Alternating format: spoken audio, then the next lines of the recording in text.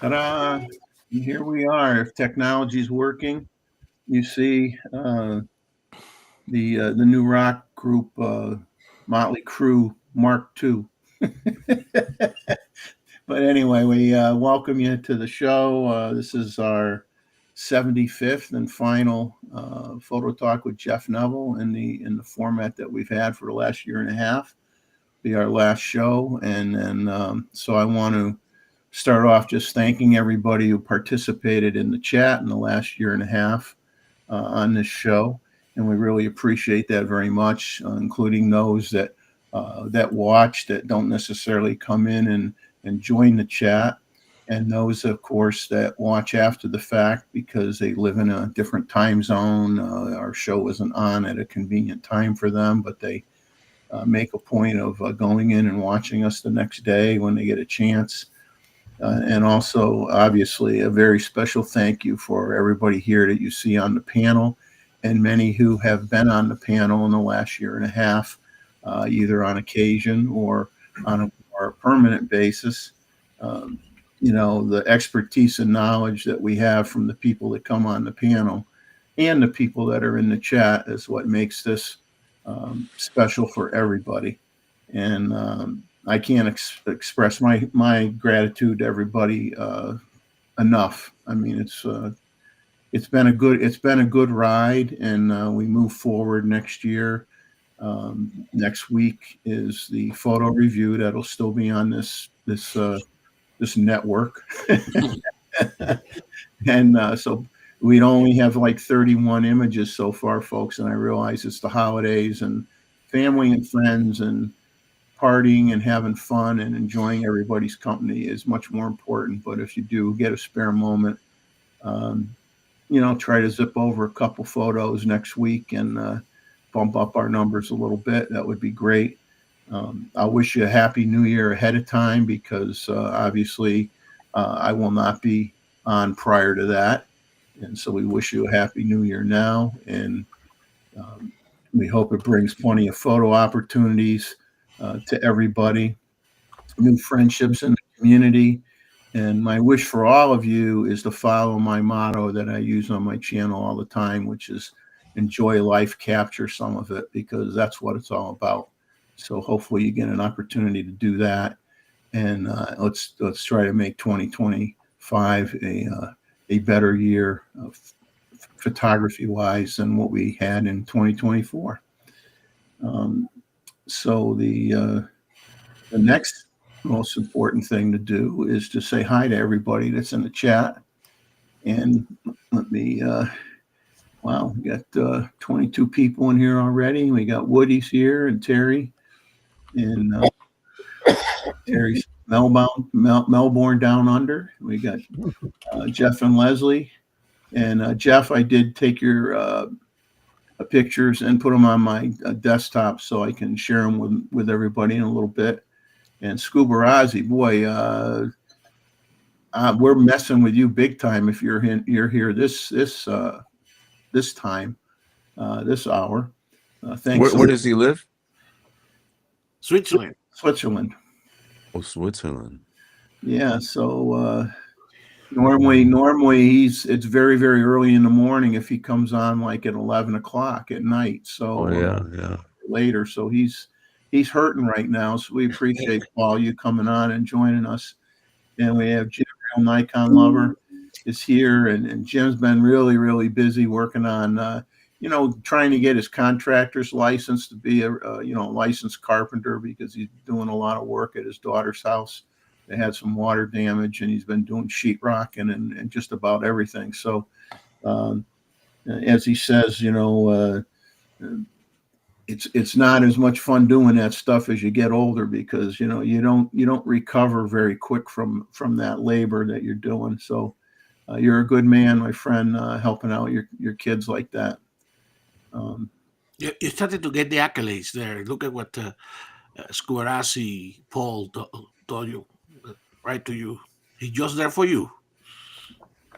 Well, I probably didn't catch up to it. He's saying, I see the one where he says it's that early he forgot the morning.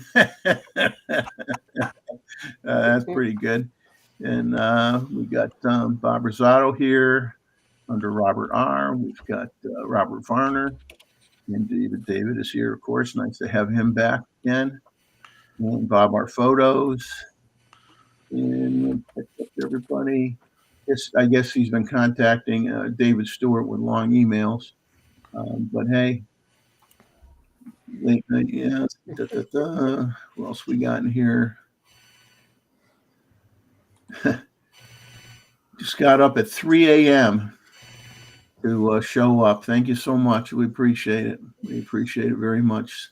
And you could just stay on for like a half hour and then you can go back to bed. We're okay with that. Drunk wedding photographer is here. Hello to you, my friend. Not shooting a wedding, huh? Hey, that's an interesting thing, actually. My question to you would be: is this time of year kind of like flat when it comes to? Is there like a dead zone in terms of wedding photography where things are really, really slow? I mean, is it like this time of year because it's winter, obviously, in most places it's cold, but do you get a break for a while before you have to ramp up and find yourself working like crazy? Yeah, it'd be interesting to hear what you have to say about that. Let's see what else we got in here. Let's see, we got, and now the schedule. Hello, Ted. Good to see you, Art Bear. Ted was very kind, and he I think he bribed his wife, unless Ted did it. I don't know. They sent me some cookies for the holidays, and the first one who raided the tin was my wife. Let's put it that way. She's like, cookies? And so I thank him for that very much, and a nice card. And Cooley's here, and the answer the question about if I'm going to be doing shows any other days during the week, the answer to that is no. I'll be doing the photo review the first Saturday of every month. So next week will be a photo review like we've had. And then starting the 11th of January, Chuck will be on Chuck Talks on AP Studios. And Randall's pointing to him. He's like at the top of the mountain over here on the right. Yeah. So, I'm pointing to him correctly for a change. I'm not very good at this. So he'll be doing the rest of the same time, but on his channel. You got to go to his YouTube channel. You got to go there to get the information and sign in to get reminders and things like that. But it'll be 9 p.m. Eastern Standard Time. Starting the 11th of January and the remaining Saturdays of January. And then first week of February will be me again, and then Chuck after that. So that's going to be the routine for 2025. What did you say, Jeff? 9 a.m.? 9 p.m. Same time like now. 9. Same Yeah, time I mean, as 9. now. Sorry, 9 p.m. starting when?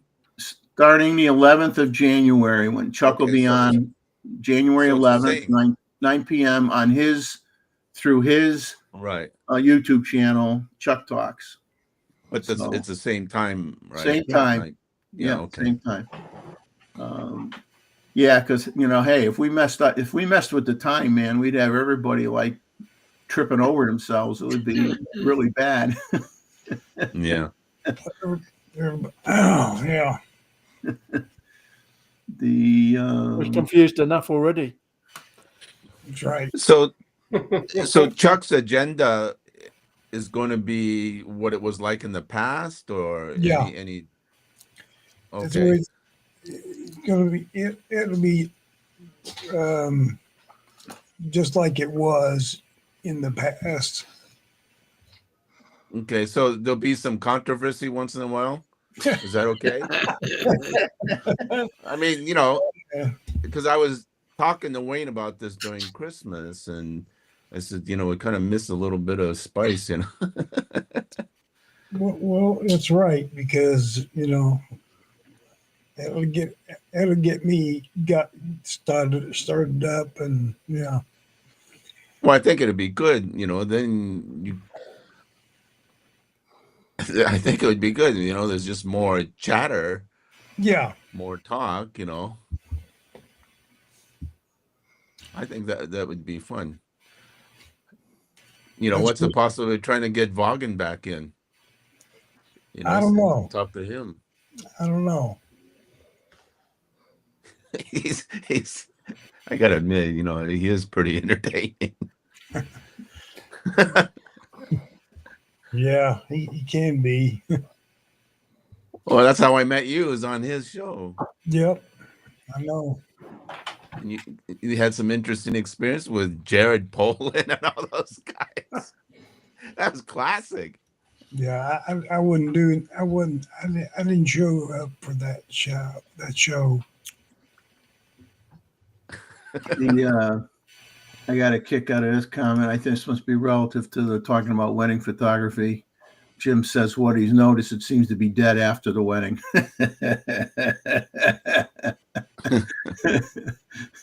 Is that another way of saying that once you're married, it's all over? Is that what you're alluding to? Yeah. I don't know. I'm glad my wife's downstairs and she doesn't hear me even suggesting that.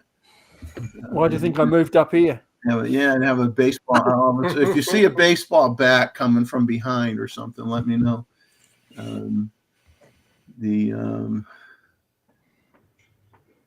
So let's see. What else we got? Okay, so I think I'm caught up with everybody that's here. So I hope that Mr. and Mrs. Claus was good to everyone, and you have a few new toys to play with to keep you busy for 2025. Feel free to share in the chat anything that you got related to photo gear that you want to, talk about maybe with the rest of us. Diana got a new Mac Mini Pro. Mac Mini Pro. Okay. Oh, that thing rocks, man. That thing is like, whoa. I mean, small too. Huh? Risk technology. Oh, this thing is just like it eats up those Hasselblad 100 megabyte files like a champ, man. Good old AM You can't see. whatever it is, chip.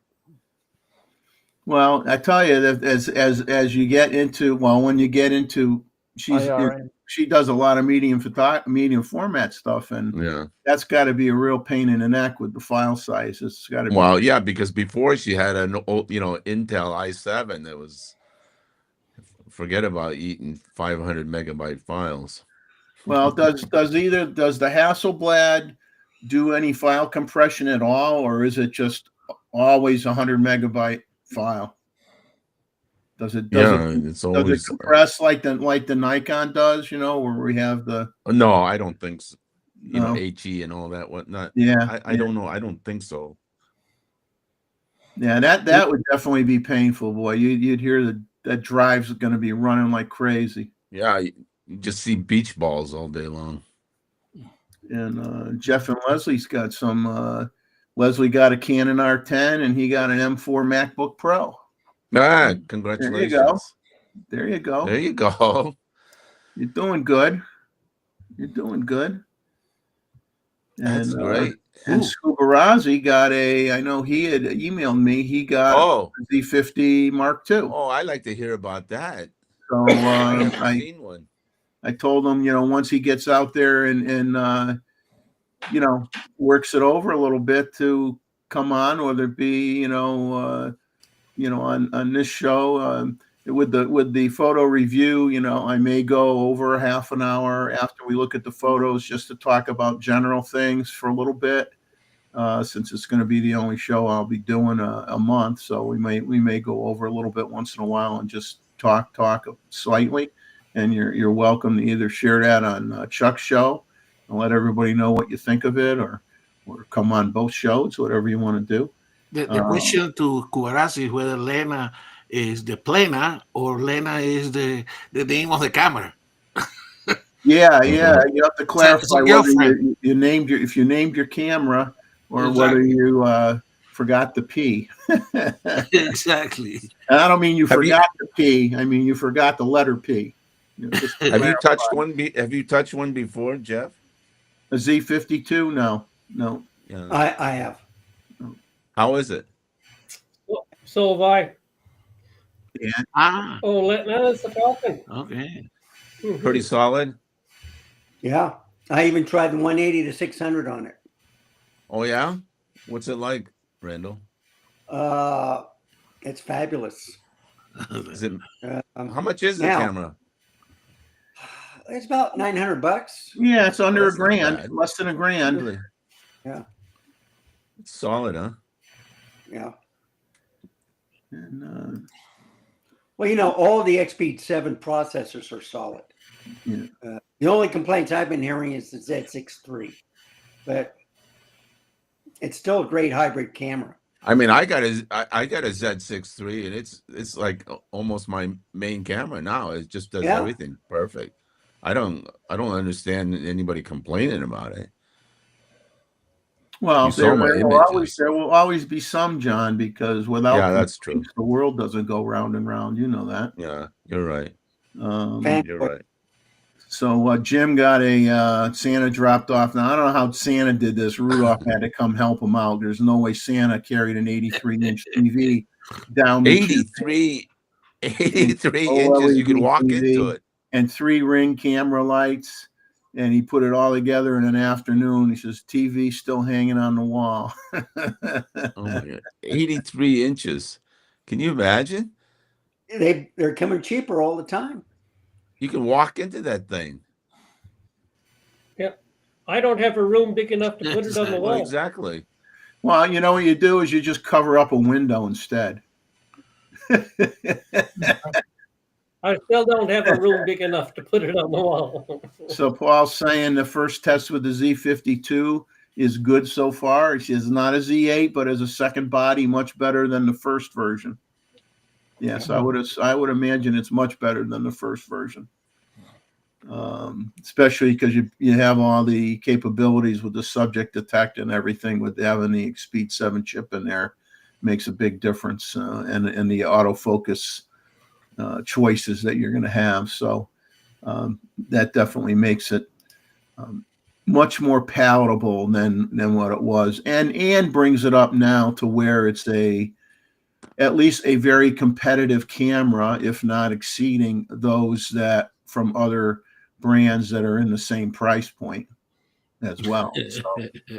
So, I expanded for me anyway. I expanded my photo equipment a little bit and learned a few things. You're never too old to learn, and I bring that up in I had the trials and tribulations part of the show that we tried for a while. So part of that's going to be a tribulation, but I did get a photo related item that's more of an Art Deco thing, a collectible piece for me. I got a hold of a working 1950s Kodak darkroom timer, and it works fine. It's kind of cool. Wow. As a matter of fact, I'll get it out of the case here.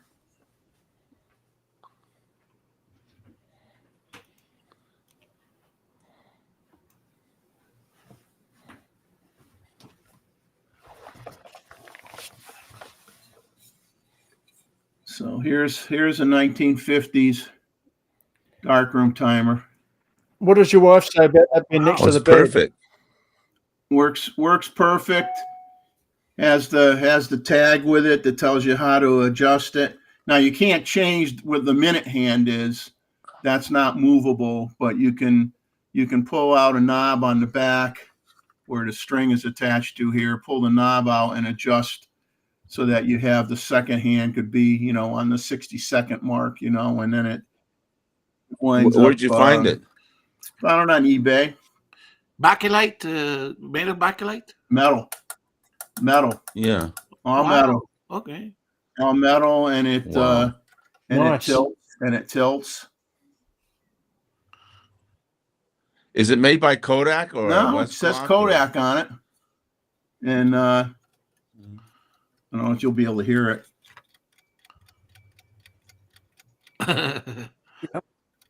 Yeah. Oh my God, it's a bomb. It's not really a clock.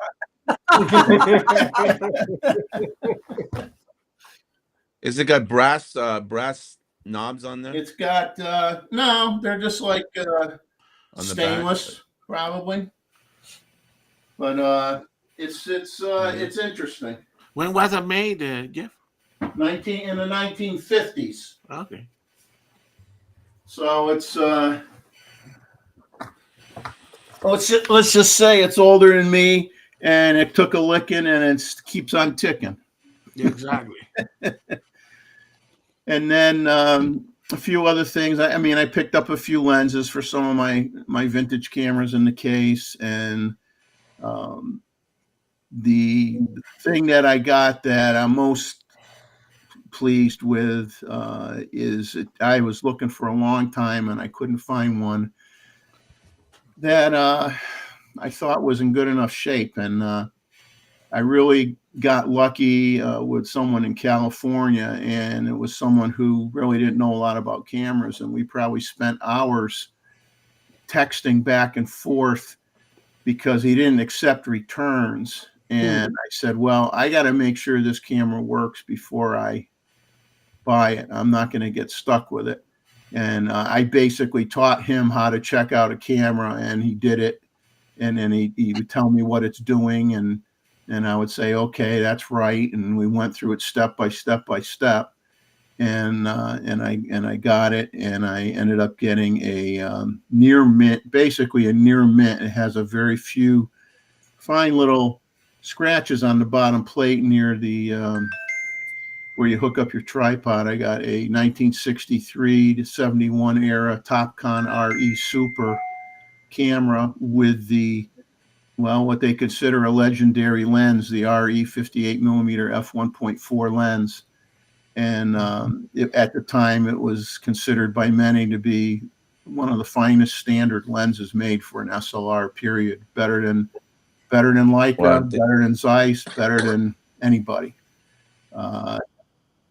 Did you get a good price? And I've already replaced the mirror foam on it, and I have to replace the seals on the back of the camera. I have all the stuff to do that, so I'm going to be doing that tomorrow. And it's a beautiful camera. Beautiful camera. I can, and it weighs. Roy can tell you it weighs a ton. Roy will tell you that. Yes, not I know a well. camera. And I will be doing a thanks for the memories episode about that camera on my YouTube channel down the road. They seem to go forever, these old mechanical cameras. It's expensive when they don't. Yeah, exactly. That's why I've been starting to snag some, Roy. I get kind of itchy, and I said, "Oh, this is nice." The way they're this built. stuff on you. Get it out off. Make sure they Brings back memories. Oh wow! This thing. Wow! Look at that. This thing lens. is as good a condition as you're ever going to find. I mean, there's not a scratch. The only marks on it. The only marks on it are. You got it from the original owner? No, he's not. Well, he got it. He stumbled across it and he picked it up, and then he basically he doesn't even know how to use a camera. So he was just selling it. What's it? So the bottom has a couple very, you could barely see the scratches. Few little marks right where my finger is. Very fine. That's it. That's it. And Mr. Wu would love to get his hands on that Tell thing. Mr. Wu. tell Mr. Wu. Boo hoo hoo. He ain't getting this. I'll advance I'll tell you, the film advance is the nicest I've ever felt on a camera, any camera. Period. Listen to the shutter. All right, let's hear it. Oh yeah. What's the shutter speed you're using there, Jeff? 1/250th. Okay. I'll put it down to an 1/8.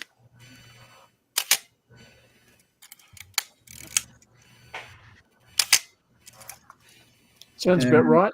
And it's, yeah, the metering system works good. I mean, the only thing I have to do is like I said, I got to replace the seals on the back, for the back cover. I just got to What's the lens mount? Can you adapt it to a mirrorless camera? I'm not You can sure. adapt anything. I'm not sure if you can or not. It's the lens release. See this little lever? You push Yeah. that down and rotate the lens. There's the. Wow. No fungus, absolutely nothing. Clean. nothing. It's like brand new. Oh my god. Like brand new. You're Now, lucky.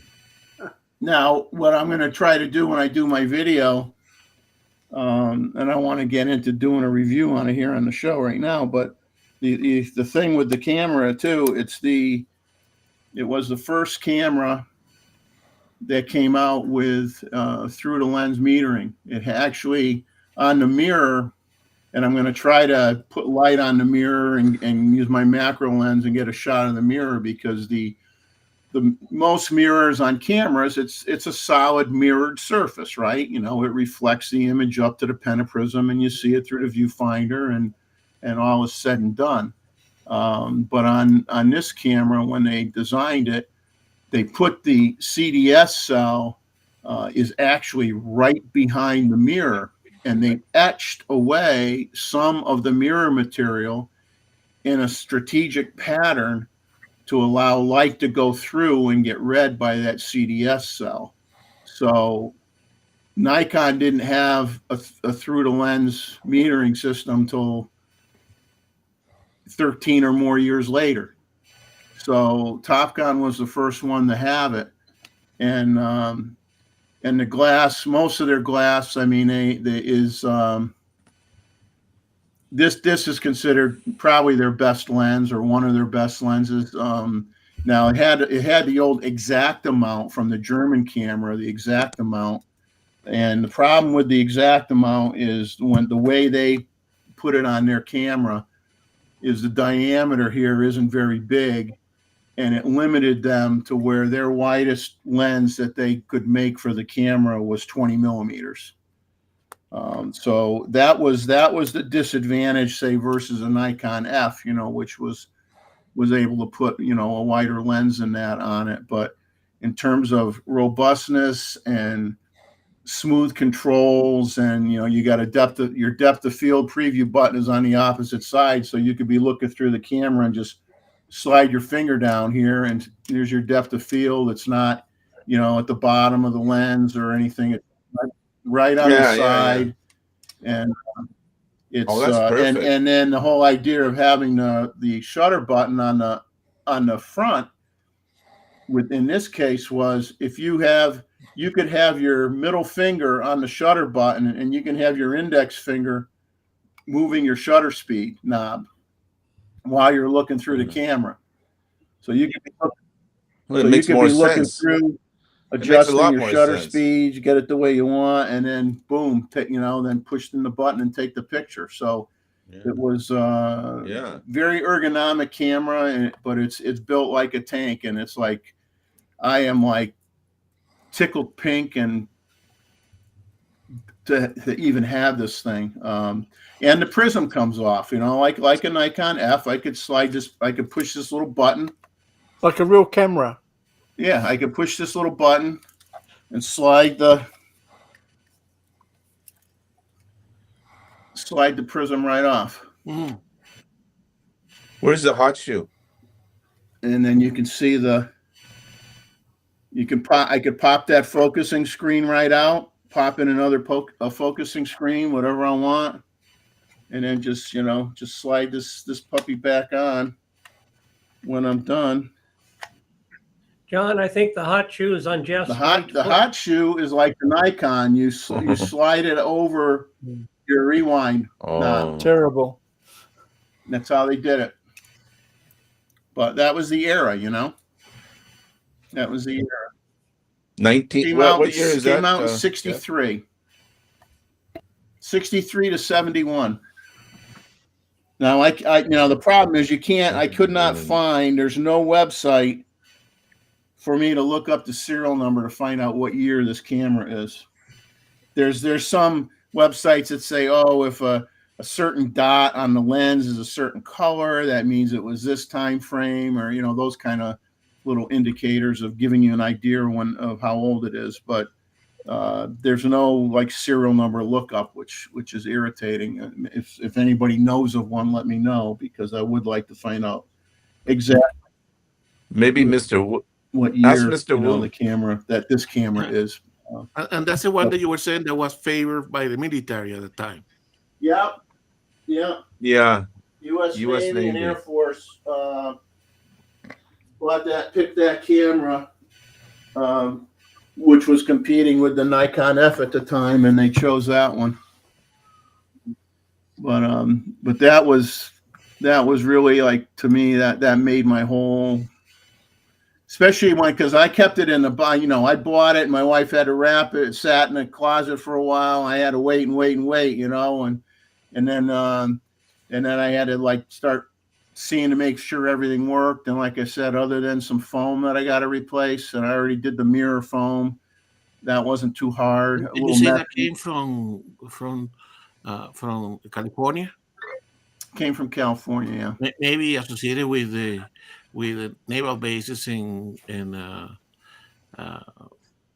Diego. San Diego. Well, from my understanding, this guy picked it up at an estate sale. Somebody passed away, and it had been carefully stored, and it definitely was, because there was like no fungus, no mold, no nothing. Everything's fine. Everything's perfect.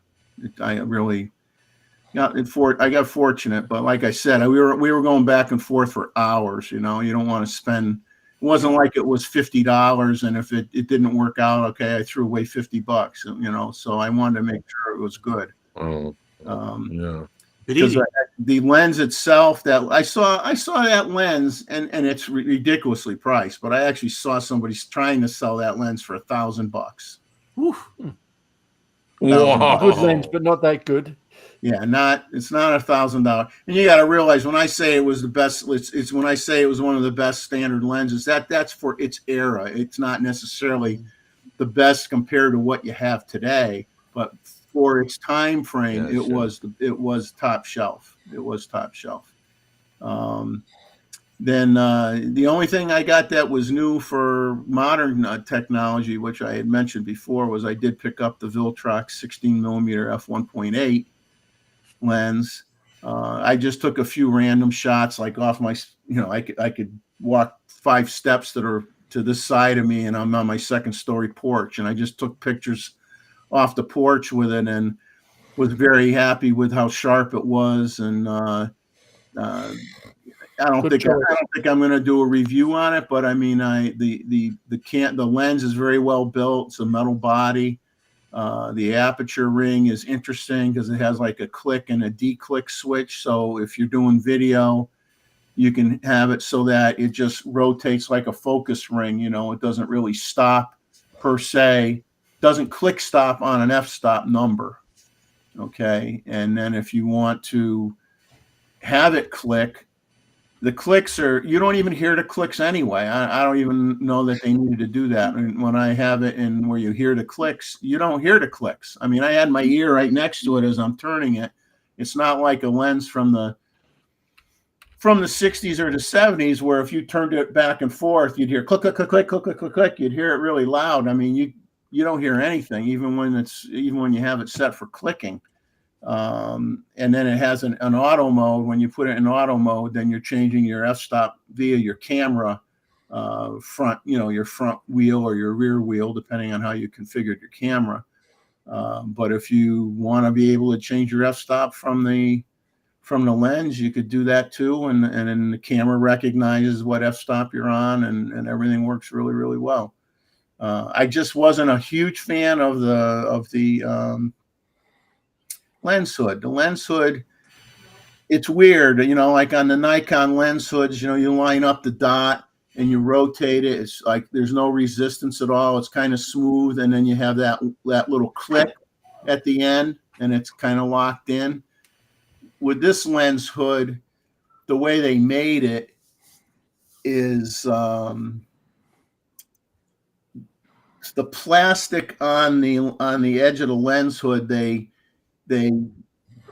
laser cut, or they did something so, like, basically as you're turning the ring, it's compressing. It's almost like you have like a leaf spring effect where you have pressure against the lens, and as you're turning it to get the dots to line up, it's really gets hard to turn, and then it's really hard to take off. So it's not going to fall off, but the way I look at it is, if you've got a piece of plastic with that lens hood that's always being deflected like this, and who knows how long that lens hood will hold up in the long run, so I'm not really so sure about that, but the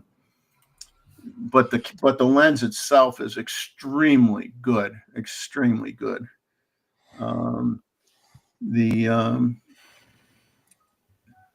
Let's see what we got going on here. We got Rakesh is in here. Hello, Rakesh. I want to make sure I don't miss anybody. And Mr. Wu will know. Mr. Wu will probably, maybe Mr. Wu will send me an offer on the camera.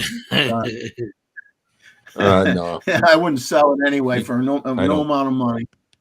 No, he loved to borrow it. Well, I think he did show it at one of your last videos. Yeah, a long time ago we did a TopCon. I don't know who it belonged to, him or one of his buddies, but he knows. What was interesting that he knows the whole backstory of TopCon Tokyo Optical. He lived it. Yeah. Yeah, I mean, they're still in business. Yeah. Well, what they did is, they in 71 they stopped making cameras in 71, but they still made lenses for a little while, and they supplied lenses to that field camera called I think it's called the Horseman brand, and they provided lenses for that camera for quite a while. I mean, you see a lot of those on sale for the field. So when you go to the optometrist today and they do an eye test and all that gear, that's all TopCon. So they're into the optometrist. Yeah, they're very like I said, in their day. I mean, they definitely. Well, what happened with them is they had some limitations, like I said, with what the widest lens was that they could put on that camera body, and in the end, that kind of caught up with them, and then they got a little bit behind technology-wise, and some of their later releases. I actually have another TopCon camera on order, and I'll explain why I ordered it, because I wasn't planning on buying another TopCon camera, but that's part of my tribulations section that I'll talk about as to why I'm buying another TopCon body. But how many? Well, when I get the other one, I'll have two bodies. But okay. I mean, I guess since I'm on this topic, I might as well roll right into what happened. Was I ordered some lenses, which unfortunately I thought were going to be for this model TopCon, and the advertising on the for the lens, what they said it was for, was not true. And unbeknownst to me, TopCon had different mounts on different cameras. Oh, wow. And so the lenses that I got, if they say RE on them, they're for the camera I just showed you. The ones that I bought, they said worked with an RE, but that was not true. And most of them were no returns, or one of them was, if I had to return it, would cost me a pretty good amount of money to return it. So what I decided to do is I said, well, kind of like this. So this is a lessons learned. This is the tribulation. When you buy a used camera lens for vintage cameras, research if for that brand name camera that you're buying those lenses for, make sure if they had any other bodies, make sure those lenses work with the camera that you have, irregardless of what the person says in their advertising. Make sure they have a picture of the rear of the lens so that you can look at the mount and make sure it makes sense that it's going to fit on your camera. Because for me, it did not. So instead of spending money to ship a lens back, because the other one was no return, so I was stuck with it anyway, for what it would cost me to ship the other lens back, I bought another camera body that those lenses will work on. So I'll have a multitude. Desperate move. Yes, it was now this was not a planned thing to acquire another camera body, but that's how it worked out. But and I told my wife, I says, yeah, things got screwed up. I says, Poor Jeff. I says, You have to buy another I camera. just said, dear, unfortunately, I had to buy another camera body. I just had to do it. It's horrible. It's horrible. It's a nightmare. Exactly. Jeff, is it what you have a Topcon Super? No, I got DM? the RE Super. The DM was basically the same camera with a few minor changes to it. That it was near the end of its of the run. They only made the differences are not anything staggering. It's just the later versions, but they made some. I bought the one I bought that I'm waiting for is a Topcon 100, and the lenses for the Topcon 100 do not have an aperture ring on them because it's the camera. It's one of those camera bodies that has those settings on the camera itself, and the camera has a leaf shutter inside the body of the camera. It's not a leaf shutter lens; it's a leaf shutter in the body of the camera. Wow. So the negative of that is if it does crap out on you, and I didn't pay much for this. I paid a lot for this camera, but I didn't pay much for this other one. If it craps out, you're not going to find anybody that's going to be able to fix it anymore. That's the only thing. It'll just be a decorative camera at that point. But I do have a couple lenses that are like really, really excellent condition to slap on it when I do get it. So hopefully it works out okay. See, now they make a lot of survey equipment, where you look through the laser, etc. Topcon laser equipment. Yeah, I mean they survived, but they had to adapt. Sanjit's in here. Hello, Sanjit. Nice to see you. Thanks for coming in. And appreciate it very much.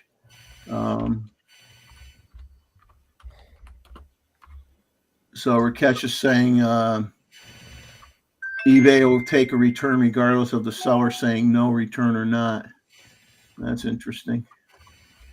But one of them I got from Japan, and I says I'm not going to pay to ship the thing back to Japan, and they may get a great rate on shipping, but I'm not going to get a great rate on shipping.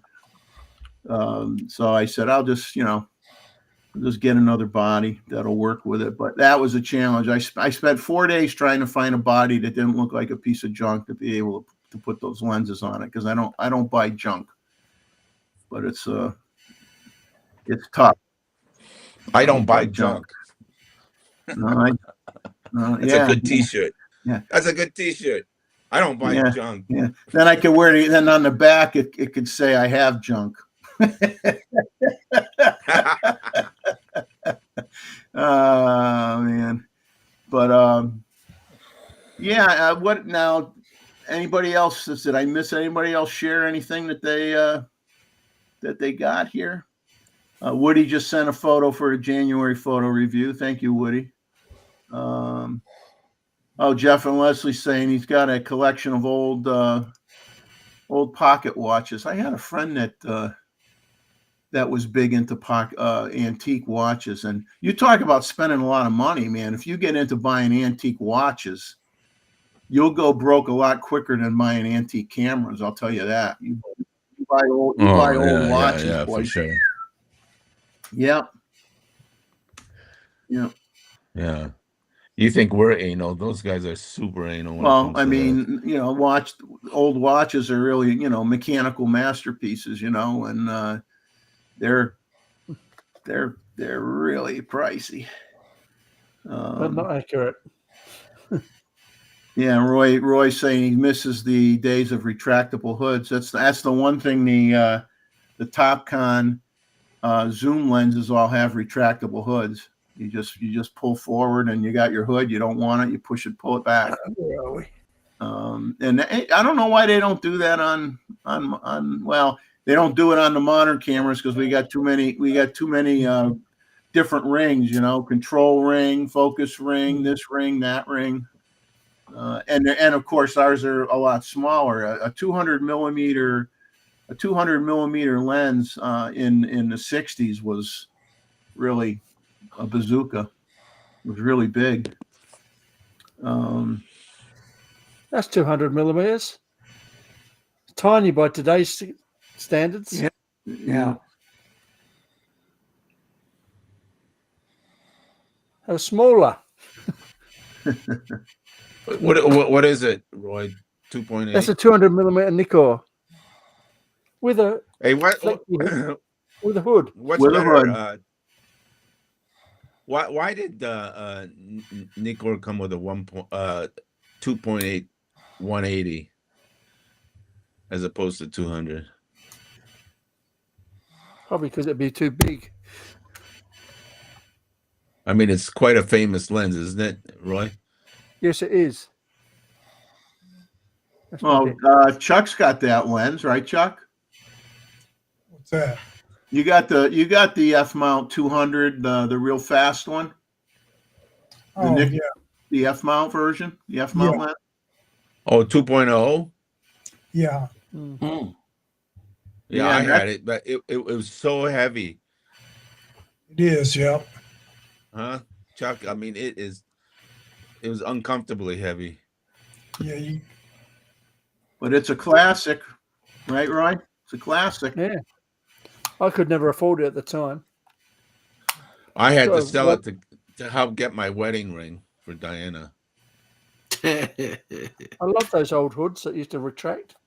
I had to sell 2 lenses to get that ring. I can't bear to part with mine. Very rare I part with the lens. Good investment, John. Roy just said when if he had that choice, Roy would just try to get a ring out of a Cracker Jack box so he didn't have to sell a lens. Cut your losses and run. Yeah. Or no, dear, it's not cubic zirconia. Believe me, it's not. Wink, wink, wink, wink. And Scuba Rozzy got what I would always get from my kids: socks. Yeah, socks. My wife bought me a few items of clothing because she jokingly said, "Well, she says you're not one for clothes." She says, "I don't want you running around the neighborhood naked." I says, "Well, I don't think my neighbors would either. They'd either pass out. They'd pass out for one reason or another. So I'm not looking to traumatize any of the neighbors. So I'm not going to do that."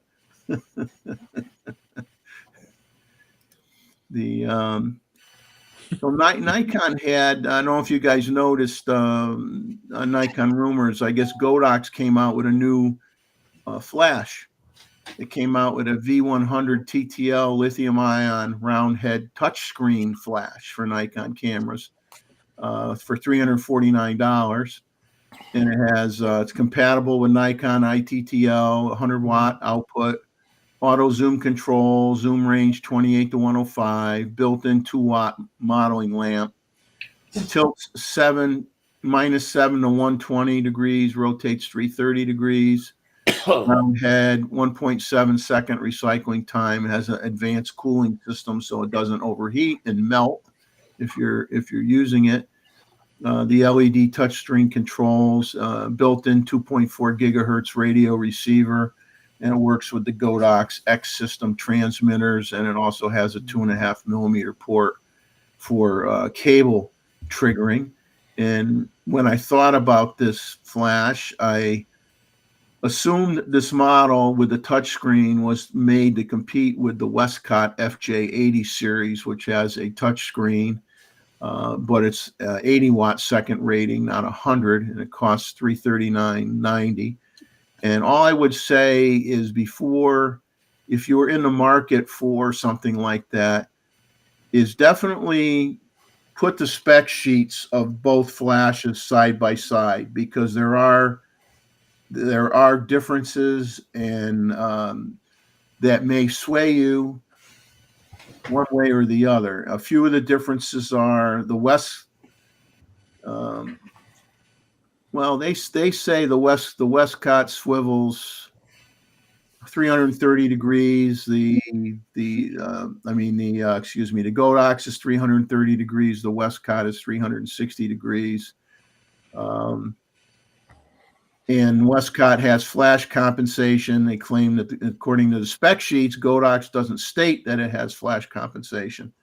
The Godox has an external power pack compatible and an off-camera terminal, while the Westcott does not. But the Westcott, I know, just has, these batteries you just basically take up the whole front, slap on the front, and get like 500 shots off of it, full power. Westcott probably going to be more truthful about the output, the color, right? The color temperature, and the actual amount of light. Yeah. So, I mean, look, just like with anything else, just don't go by, well, one's 80 watt seconds and one is 100. I'll just get the one that's 100. You want to look at all the line items on any flash before you buy it. You want to really because you may find that something is more important than that extra 20 watts, if you know what I mean.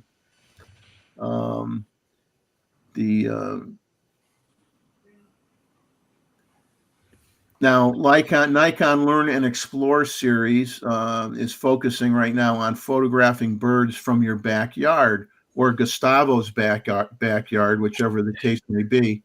And so photographing birds from your backyard in the wild.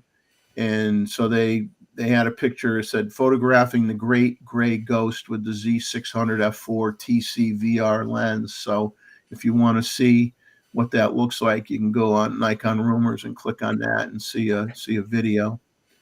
And we talked about this last week. I mean, Gustavo did a pitch on it, that the Adobe price increase in January is coming in January, and their stock is down over 20%. Gee, I wonder why. Getting more money. The loss. Yeah. Let's okay, let me skip to a question here that I see. Scubarazzi put in the infamous QQQ. Thank you so much for doing that, because I noticed it right away. Did anyone try finding birds or owls with an infrared device? I was looking into it, but the useful ones seem to be 2K plus. I actually did research on buying a thermal imaging camera.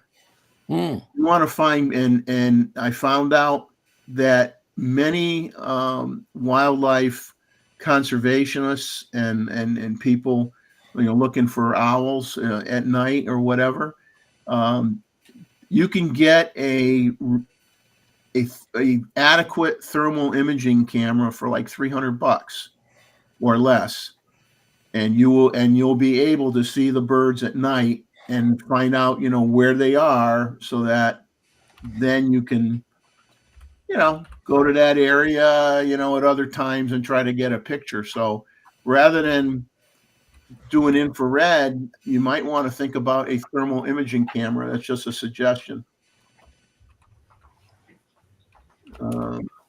So I did, Paul Corazia, I do have one that I bought actually for my wife. My wife was the one that wanted to have the infrared. Uh, it's like a monocular, correct? And I try. It, Mm. it was not the top of the line because I didn't know whether she was going to use it. So it was like I think it was about $500 or something about it. It works well, but not as good as I wanted to. Right? So for the deer and that kind of stuff, it works well.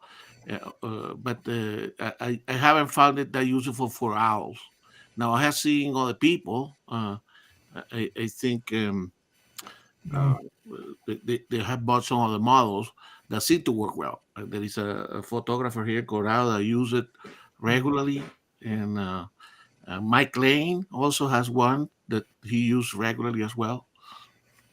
So, like anything, I think is if you don't buy too much, you spend too much money, you may not end with a product that is really useful. Yeah, I've got a Yashica that I use, and it's got it's infrared.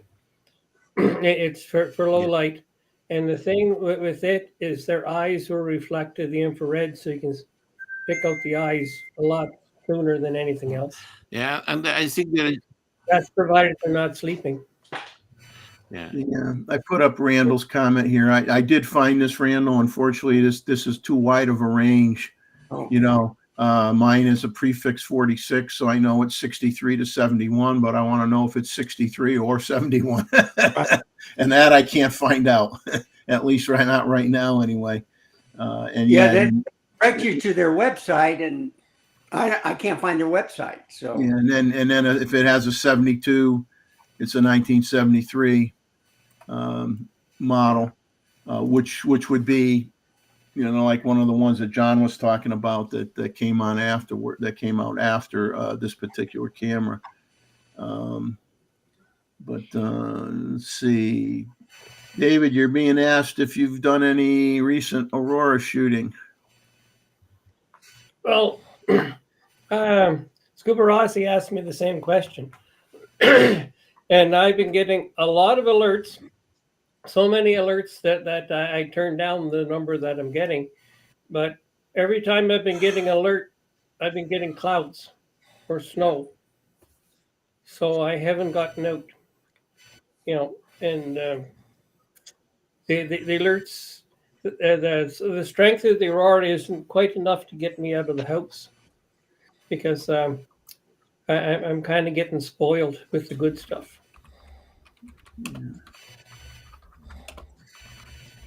Yeah, it's funny. Once in a while I watch the videos for we talking thermal cameras, IR cameras, trying to find certain things. The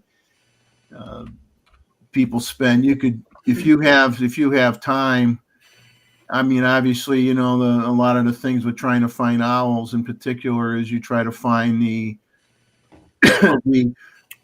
what they cough up, the balls of bones and the poop on the bottom of the trunk of the tree, from them pooping, and find signs like that. But sometimes you're in an area where literally you've got hundreds, if not thousands, of trees. So it'd be like if there was a decent thermal imaging camera, that would make life much easier. I think eventually we will get something that is not super expensive that work well. And so I'm sure there is something there. That's what I suggested. The couple of recommendation that I have seen because they work well, like seeing deer in the hedges or owls in the trees. But indeed, there is two. If I understand correctly, there is one that send an infrared beam and that illuminate the scene, and then you just see it in the camera, correct? And then there are the thermal imaging, which works is based on the the temperature of. And it's captured in an infrared sensor, but it's looking at the body heat. At the body heat, and that those seem to be the one that work the best. Yeah. Okay? Now, obviously, those kind of and Chuck probably has used some of those kind of the military night vision type of goggles that combine, I think, two different kind of systems. Those are really expensive, correct? Those are really like daylight, correct? But they are $30,000 or something, and some are classified, correct? That's they have 'em- they are classified. Yes. Exactly. Chuck just Yeah. happens to have But- one in the drawer though behind him. It belongs to the government. But Gustavo, the one that I have, it works in low light, but it also has a work on Yes. infrared. And the thing with the infrared light on it, the animals can't see That's the right. infrared, but if they look at you, you can see their eyes from a lot further Yes. away than you can see Yeah, the yeah. animal. Yeah, because they come out as points of light. And then you can decide whether you want to get closer or not. But when I was out this summer shooting it after dark, and if I go out next week, but in the bison pasture, I'm definitely taking it with me because there's different times I've been out, and my camera could see the bison, but I couldn't. So you need something for That's right. protection. You got to wear your flak jacket too in case the bison see you. The bison can outrun a horse. You can outrun. So what you do is you set up your camera or cameras on tripods and use your intervalometer. Then you go back inside your vehicle where it's safe, and then you only go out when you have to.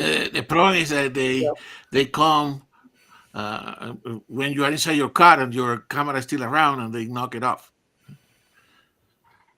They're Well, gonna see that's you in the the problem. car, and they're gonna say, "I could use these horns as a can opener." Yeah, that they Yeah. can do.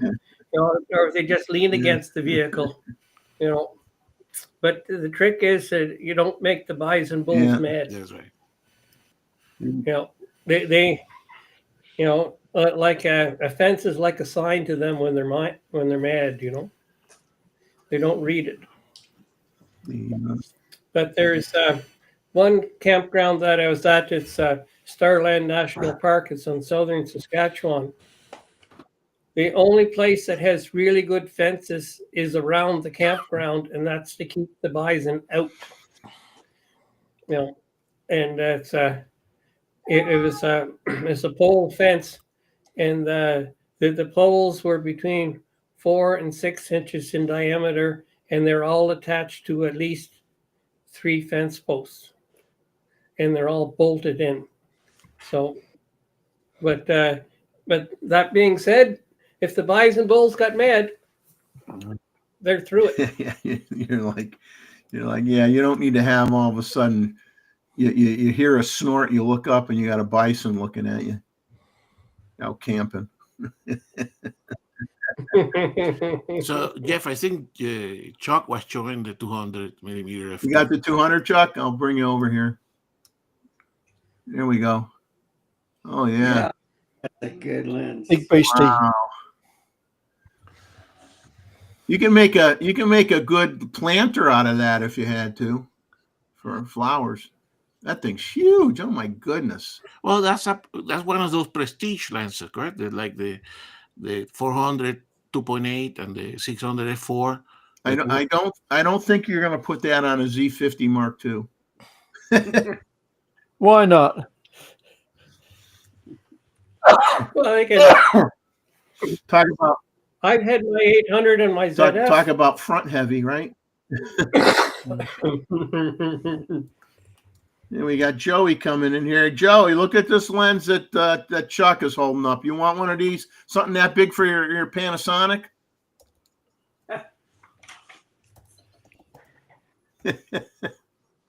I think his Panasonic would fit inside the lens. Oh, we lost Joe. Yeah. It's one of my always wanted lenses. That's quite the marvel there, Chuck. Now, did they sell filters for that? Did they make filters big enough for that, or does it use a rear filter?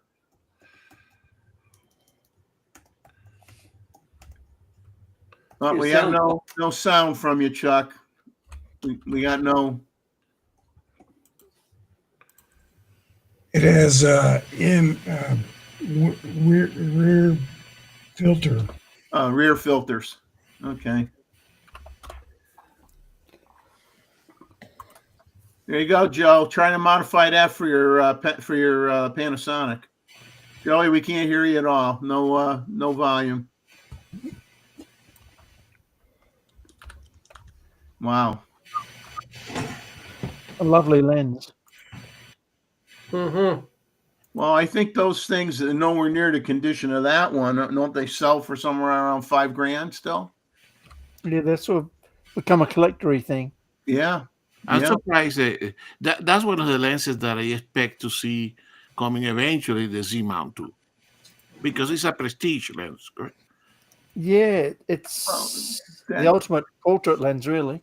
Yeah, one of those guys there. What was the name? Chuck will remember. Chuck had a guy on his show that did wedding and portrait shots, and everything was done for the most part with no flash. Yeah. And he would just have these. He would just know when the light was good in certain areas, and he'd bring the people there, and he took wonderful shots. And I think once in a while, he used that lens for some of his portraits. Believe it or not, if I recall right. You remember who he was? Daniel. Chuck? Yeah. See it. Yeah. See it. Okay. Yeah, I think he was based in England, but he's originally from Czechoslovakia or one of those places. And his wife was from there.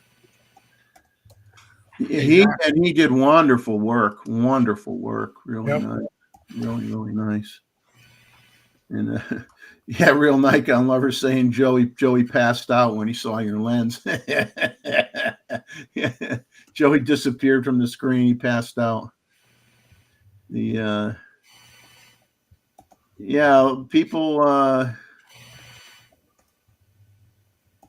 that could go in a bag all on its own. A lens like that. I used to shoot it sometimes when I was for motorcycles, jogs, and things like that. Let's see. No. Greg's asking you if you've had a chance to use your 800 yet. No, I haven't. I'm going to try to get out this week or next week. It's been terrible. Chuck, is that this year or next year? Next year. Next year, yeah. But this week. Okay. Yeah, Joe. Everybody else's mic is working. People can hear me fine. I don't know if you can't. I don't know what's going on. Well, it is called selective imagery, my channel, so it's selective hearing as well. Well, I had a problem with for a while, but they finally updated my software so I can work with Restream. And sometimes when you get these updates, it messes your microphone up or camera, whatever. Then you have to go into Restream to make sure it coincides with the program you're using. So I've had difficulty too. Well, the thing was with any upgrades of any kind, really, are they tell you all the big stuff they did, but then there's always a lot of little stuff that they do that they don't feel worthy to put into the press release. So, and all of a sudden you have some weird problem, and then they come back and they say, "Oh, did you update the version? Blah blah blah," and you go, "Yeah, oh yeah, there's a bug. We're working on it or something." It's there's always more in that firmware release for anything that they tell us, when they do it. And that lens, Chuck, was manual focus only, right? No. No, it was autofocus. Yeah. Okay. AFS. EFS. Yep. Okay. The There were two versions. Well, there's more than that, but right now for there's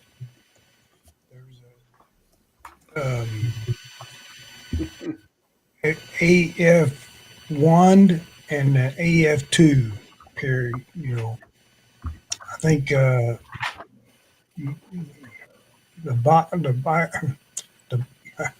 I can't see his name. He had the late AF2, and I kept the AF1. now were those the more modern autofocus lenses, or were those the ones with the screw drive?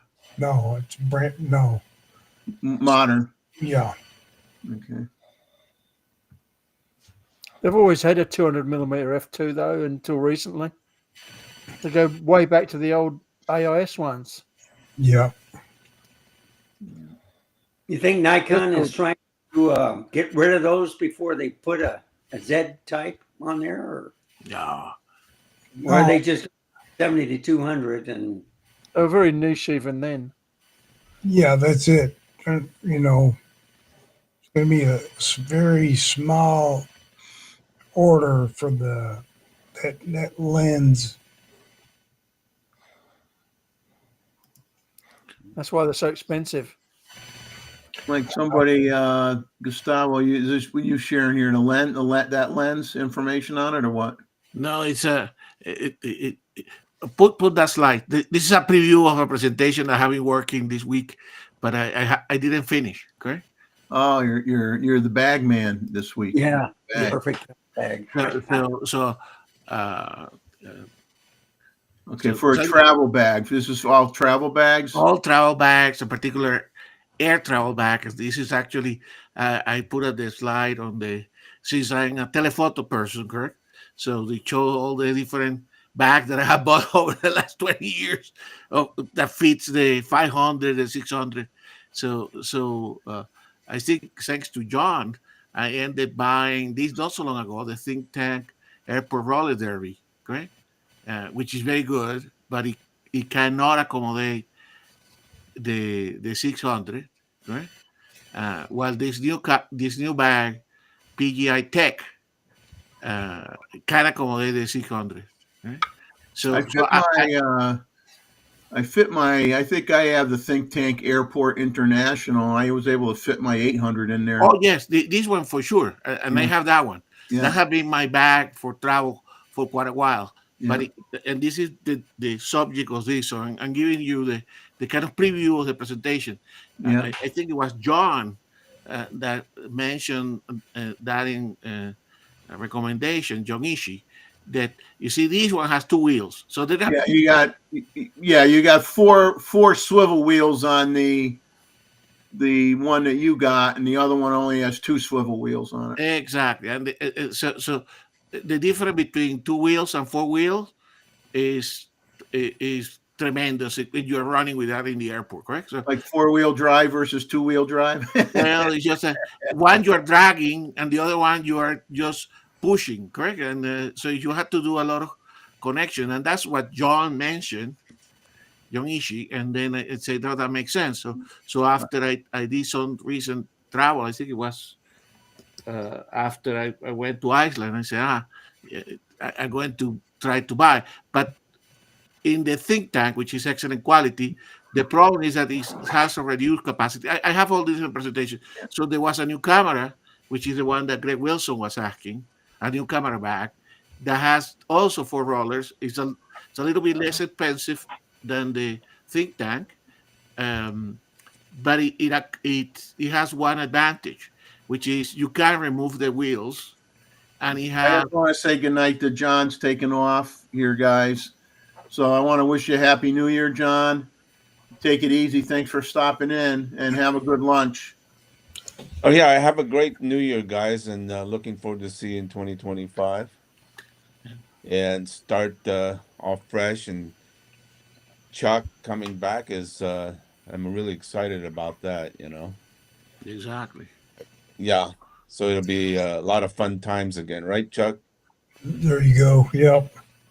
There He's you saving up the So, ranks. so everybody could talk about all the New Year's resolutions that they already broke before they even started. Oh my God. Yeah. Exactly. So John, this I make you buy stuff. You also make me buy stuff. So this 4 roller back here is the one that I Yeah. bought because of recommendation. But I now have a Yeah. companion What's it called? PGY? PGI Tech. BGY Tech. Yeah. So that's the one I saw. How is it? Did you get it, Gustavo? Yeah, it's sitting there. So, Is but it huge or what? What's the size like? it's 30 liters. So it's Will it fit in the equivalent overhead? huh? Yeah, all Will it these fit all in these will fit overhead? in. All these will fit in the overhead. The think tank airport accelerator, correct? Which I think Chuck has this one. That one fit, but then I moved from that one. This was my bag for many years. Then I moved Hmm. about 3 years ago to this airport international with the two wheels, correct? But then I bought Yeah, I because don't of like the the two wheels. yeah, I bought to the 4 wheels, much better. But this Much better. one, the way it's designed, it had reduced capacity compared with Uh, the Airport International, correct? So for me, uh, I could not fit the 600 in this one. You can put the 800, but not the 600, right? oh, okay. But Right. in this new one, you can in this PGI Tech. I mean, I think Gustavo, Greg is asking you how much. I have it here. And you see, I haven't finished this presentation, 147. so you can see 329 versus 469. Yeah. Okay, I'll go take a look at it. The camera shop Yeah, next week. next week probably make the presentation, or the following week in the first show Okay. from Chuck. It's just that All I right. didn't finish. Correct. So Okay, you Sorry. guys. we need See to you have later. stuff prepared for Chuck already. Very good. Adios. Take it easy, John. Have a good one. See, John. Yeah. You see, that's the problem when you are when you are used to do your business in certain way, you always do your hobbies in certain ways, correct?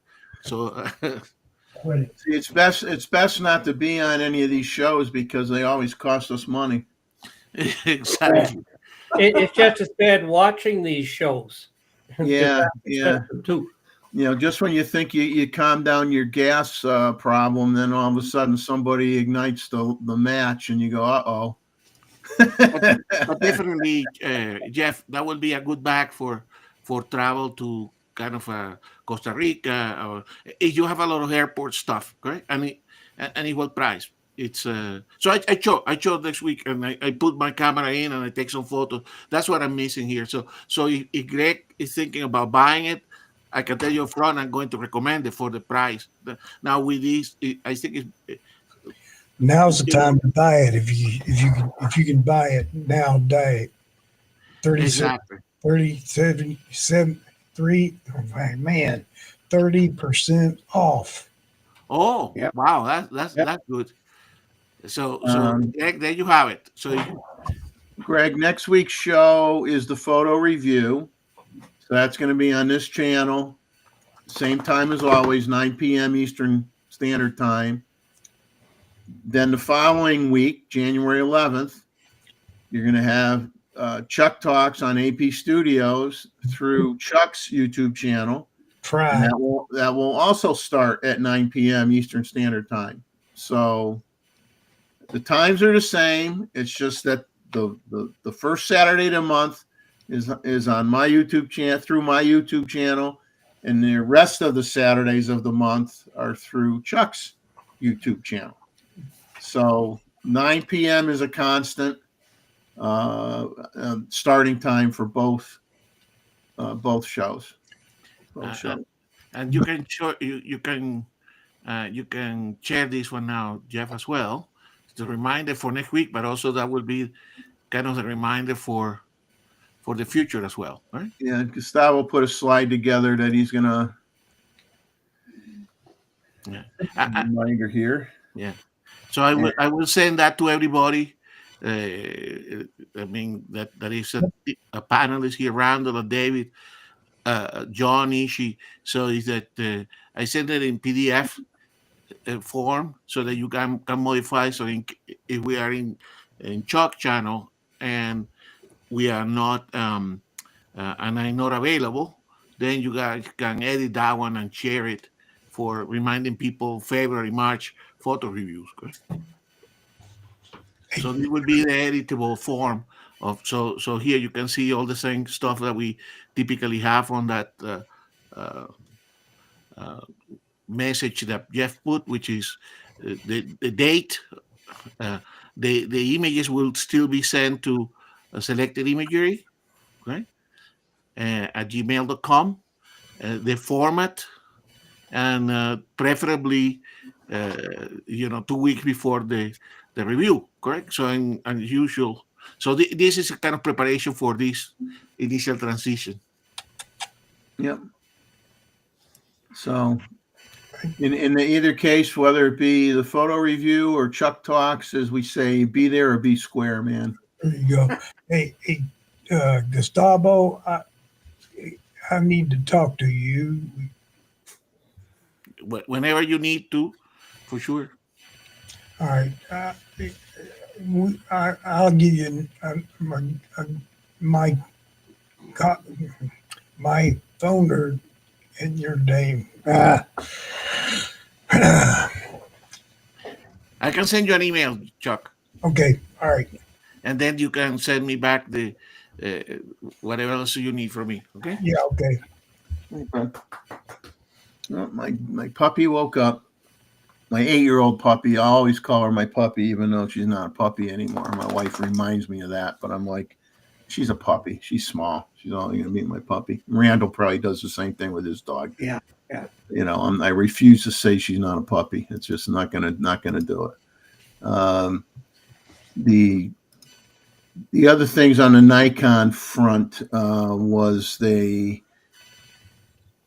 I don't know, they've got something going on at the 2025 CES show in Las Vegas. There's some company called Disguise is teaming up with Nikon, and Nikon, owns Mark Roberts Motion Control as part of Nikon. They're going to debut what they call Studio Extreme, which is going to be an immersive activation that redefines content creation and produces professional grade content from live broadcasts to high impact ads using their turnkey virtual production solution. So I'm sure there will be more descriptive information on what that means on either on Nikon USA or on Nikon Rumors in future posts from them.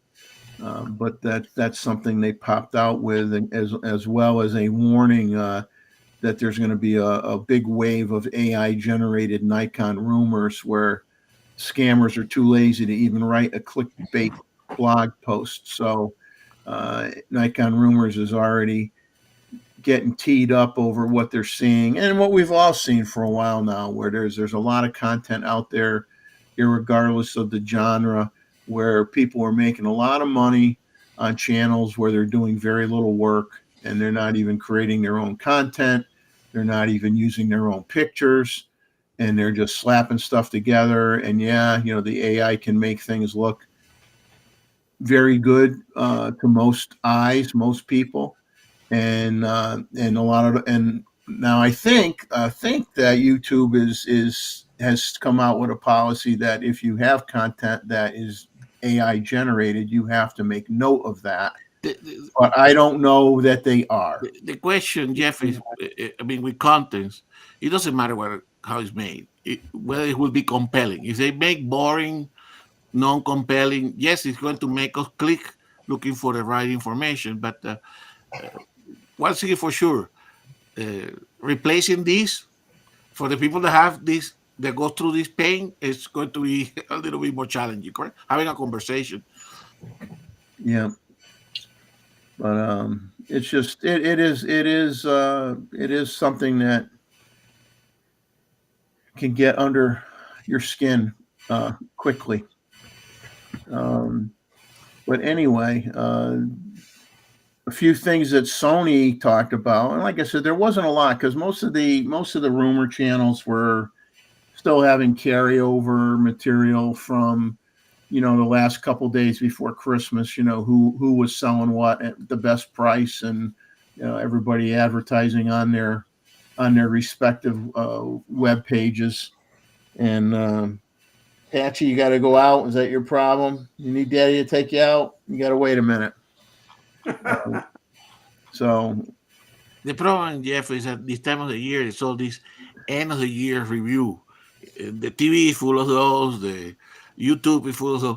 I found it a little bit boring. Correct? I know what happened this year. I'm not that.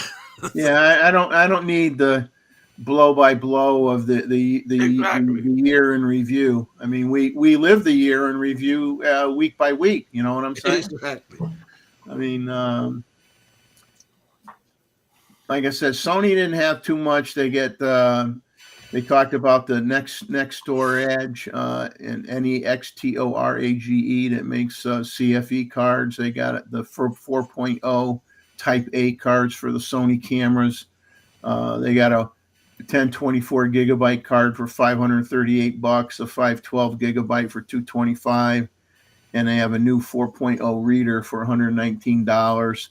And they are selling their Gen 2.0 CFE Type A cards at 25% discount through Amazon for Prime members only.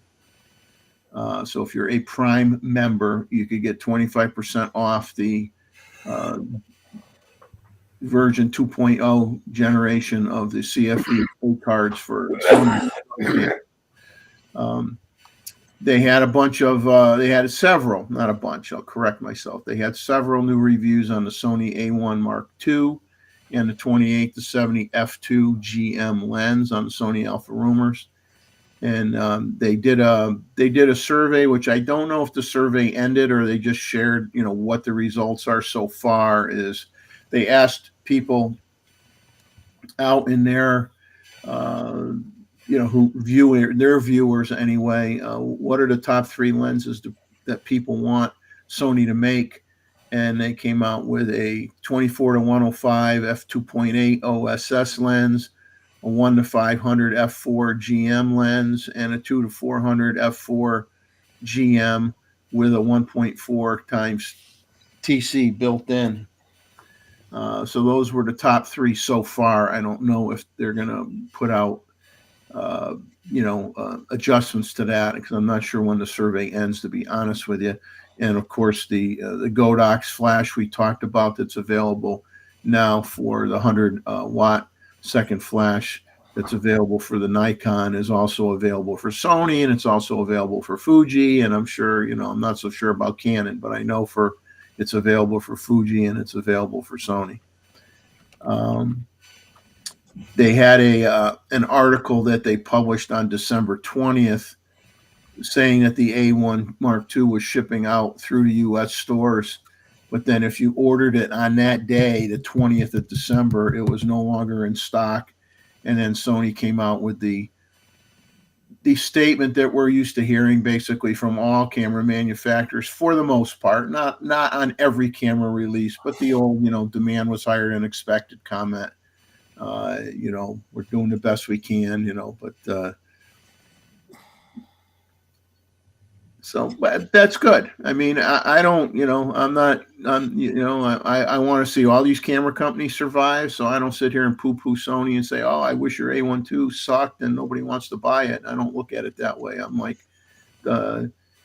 we all benefit from competition and we all benefit from, what each brand comes out with that kind of poke the other guy to make him then improve his stuff too, So, I mean, we should be happy that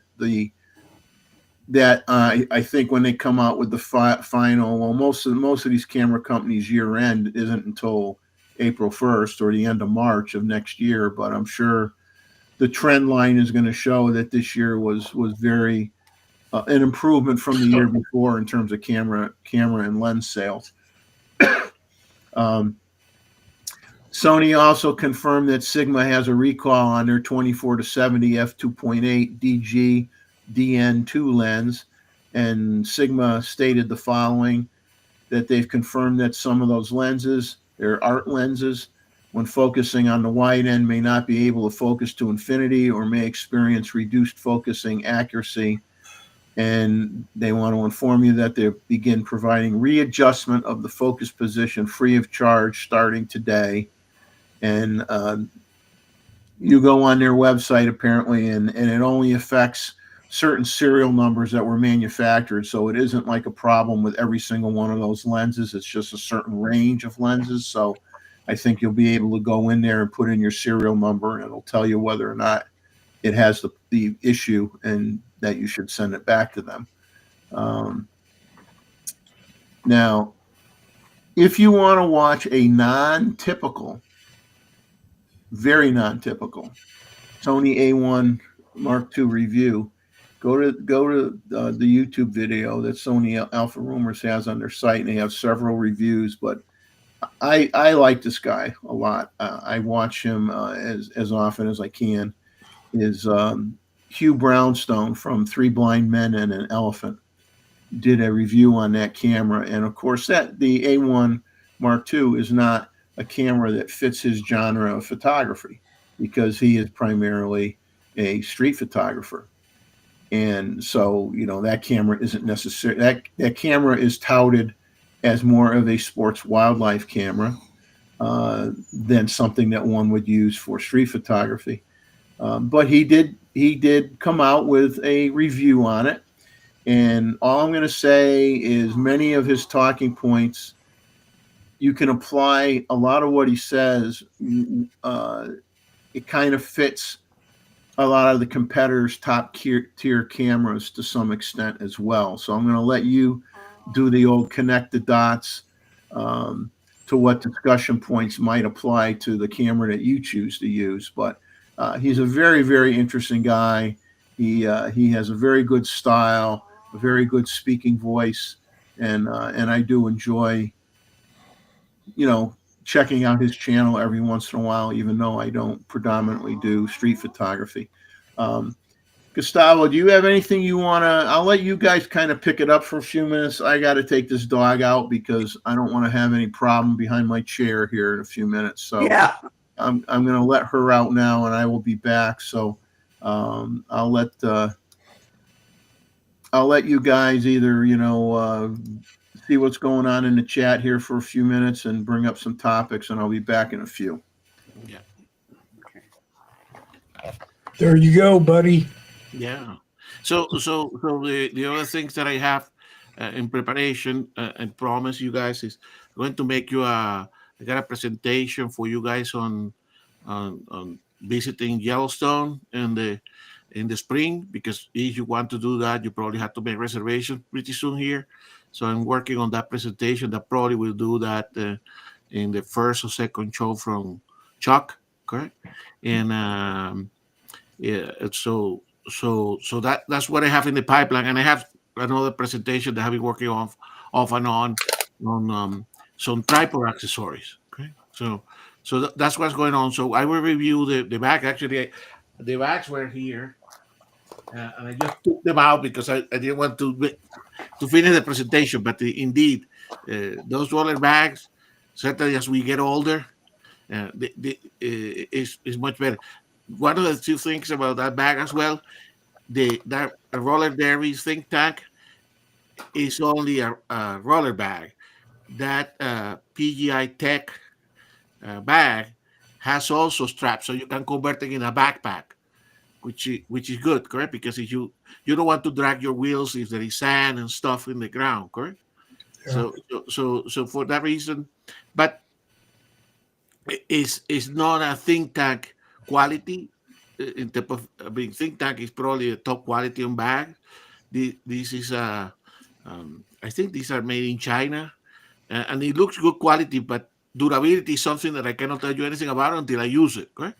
That's when things show up, correct? When you try it a couple of times, you take it a couple of trips, then you will know. But so far, it's good, correct? But Well, how are the wheels? I mean, are they built good? I have seen bags where the wheels have come off. no, Especially the wheels look really good. Let me see if I can get it. Waiting here for Jeff. all right.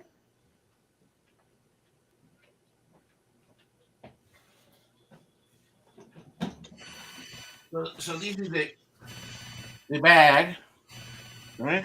And it's heavy because it's loaded. Since the Yeah. first thing you have to do is put all the stuff inside to see where it fits.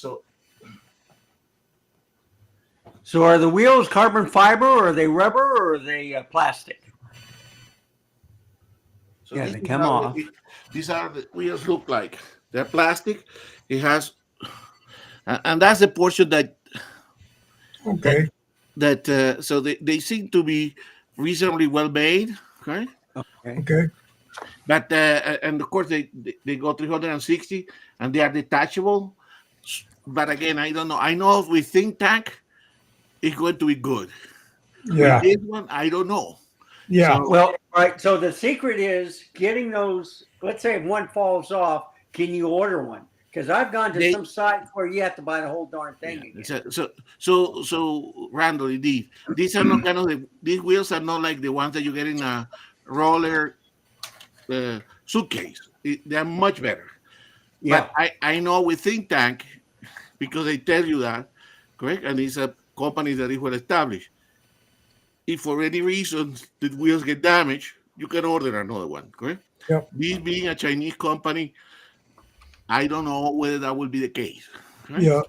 I may even suggest to, or I may try to get even a couple ones, the spare one. But the fact that they make it detachable, correct? It is good. It's one of the pluses for this, correct? Right. So it looks reasonably well made, and it has the kind. I think it's a YKK type of zippers, correct? Which are the same zipper types that are used in the Think Tank, correct?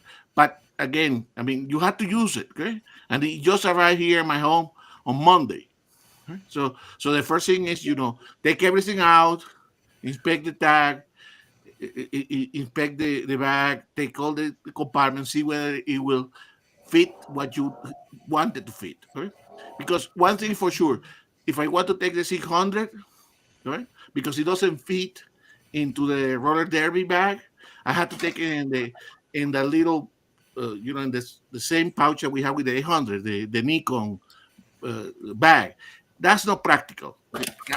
For me, I don't want to have the camera bag and then a bag for the lens.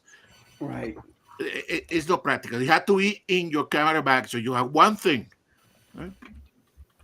I know why we're getting the head here, but what's it cost?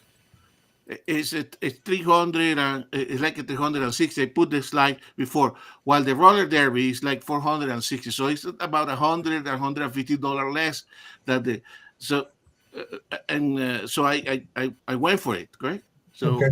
because I want to have, I typically when I travel and we talk about that before, I you want something that you can take all your equipment with you and it fits in the compartment. So I typically have um, a small backpack, correct? Small, really small, Mm-hmm. and then I have a roller bag, right? Yeah. And with that, I should be able to do. And then if I had some clothing and stuff, either I put it in my wife's roller bag, or I set, or I check in that one, correct? But you don't want to have three things. I can have two. One in my small backpack, which is what I use when I get there, and the other one, the roller bag, which I use to transport the stuff around. So it depth of capacity and functionality work well. Durability is a thing that I haven't tested. So when I do my next trip somewhere here at the end of January, beginning of February, I will know, correct? So that Right. Mm-hmm. but the fact that it's like with small rig stuff, correct? It's not as well made as, let's say, Kirk Enterprises, or it's not as well made as real right stuff. But sometimes it doesn't have to be. Correct? Right. It's good for the money, and it's not completely cheap. But $360 is not a cheap bag. Correct? Yeah. So I will have a full presentation, and I will put the lenses inside so you can see the 800, for instance, Chuck, that you have, and a lot of people here have, and that's what Greg was asking. If it fits well, but it had to fit without the hood. Right. I mean, with the hood, but without the cover. So you had to have it. That's what I bought that special. What is it they have here? So that's what I bought, because that cover that comes with the 800 Yeah. is not good. So I ended up buying, and I showed that in the other show. Yeah. One of those 3D printed lens cover, right? Yeah. 3D print. And because that's the only way it fits into the bag, and I want to have I don't want to have I want to put a cover, right? So I want that. And by the way, guys, this is the other thing. The one that I had, the 800, correct? This is the foot. So I changed the foot, Chuck. Mhm. So I have a foot that is, I think all my foots are from the Kirk Enterprises, correct? So I in all my telephotos, I have the same foot, Okay. which is Arca Swiss already, correct? So Okay. so having it standardized on that one, correct?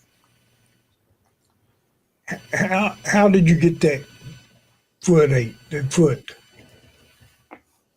I'm sorry. How did you get the foot? So that foot, it comes all the they have 4 Allen screws, correct? And Well, I know all that, but I mean, how much? What did it cost? I don't know. I bought it a long time ago because that's the first thing. But I think somebody can check. But I think those Probably a couple $100. I they're think like $100-something. yeah, They are it's not a cheap. little more- they're not cheap. I mean, I went a different route than Gustavo did. I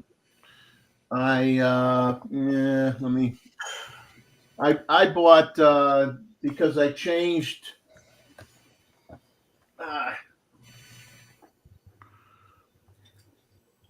So they have all the same feet. I changed to using. I'll grab the camera maybe in a minute. Let me just slide over here for a second. I changed to this type of attachment Mm-hmm. to the bottom of my camera. Mhm. Just a push button release. Yeah. So some camera manufacturers don't have do not facilitate this type of release. So instead of I think I did buy a Kirk for one of my older maybe my 500 PF at the time, and but I just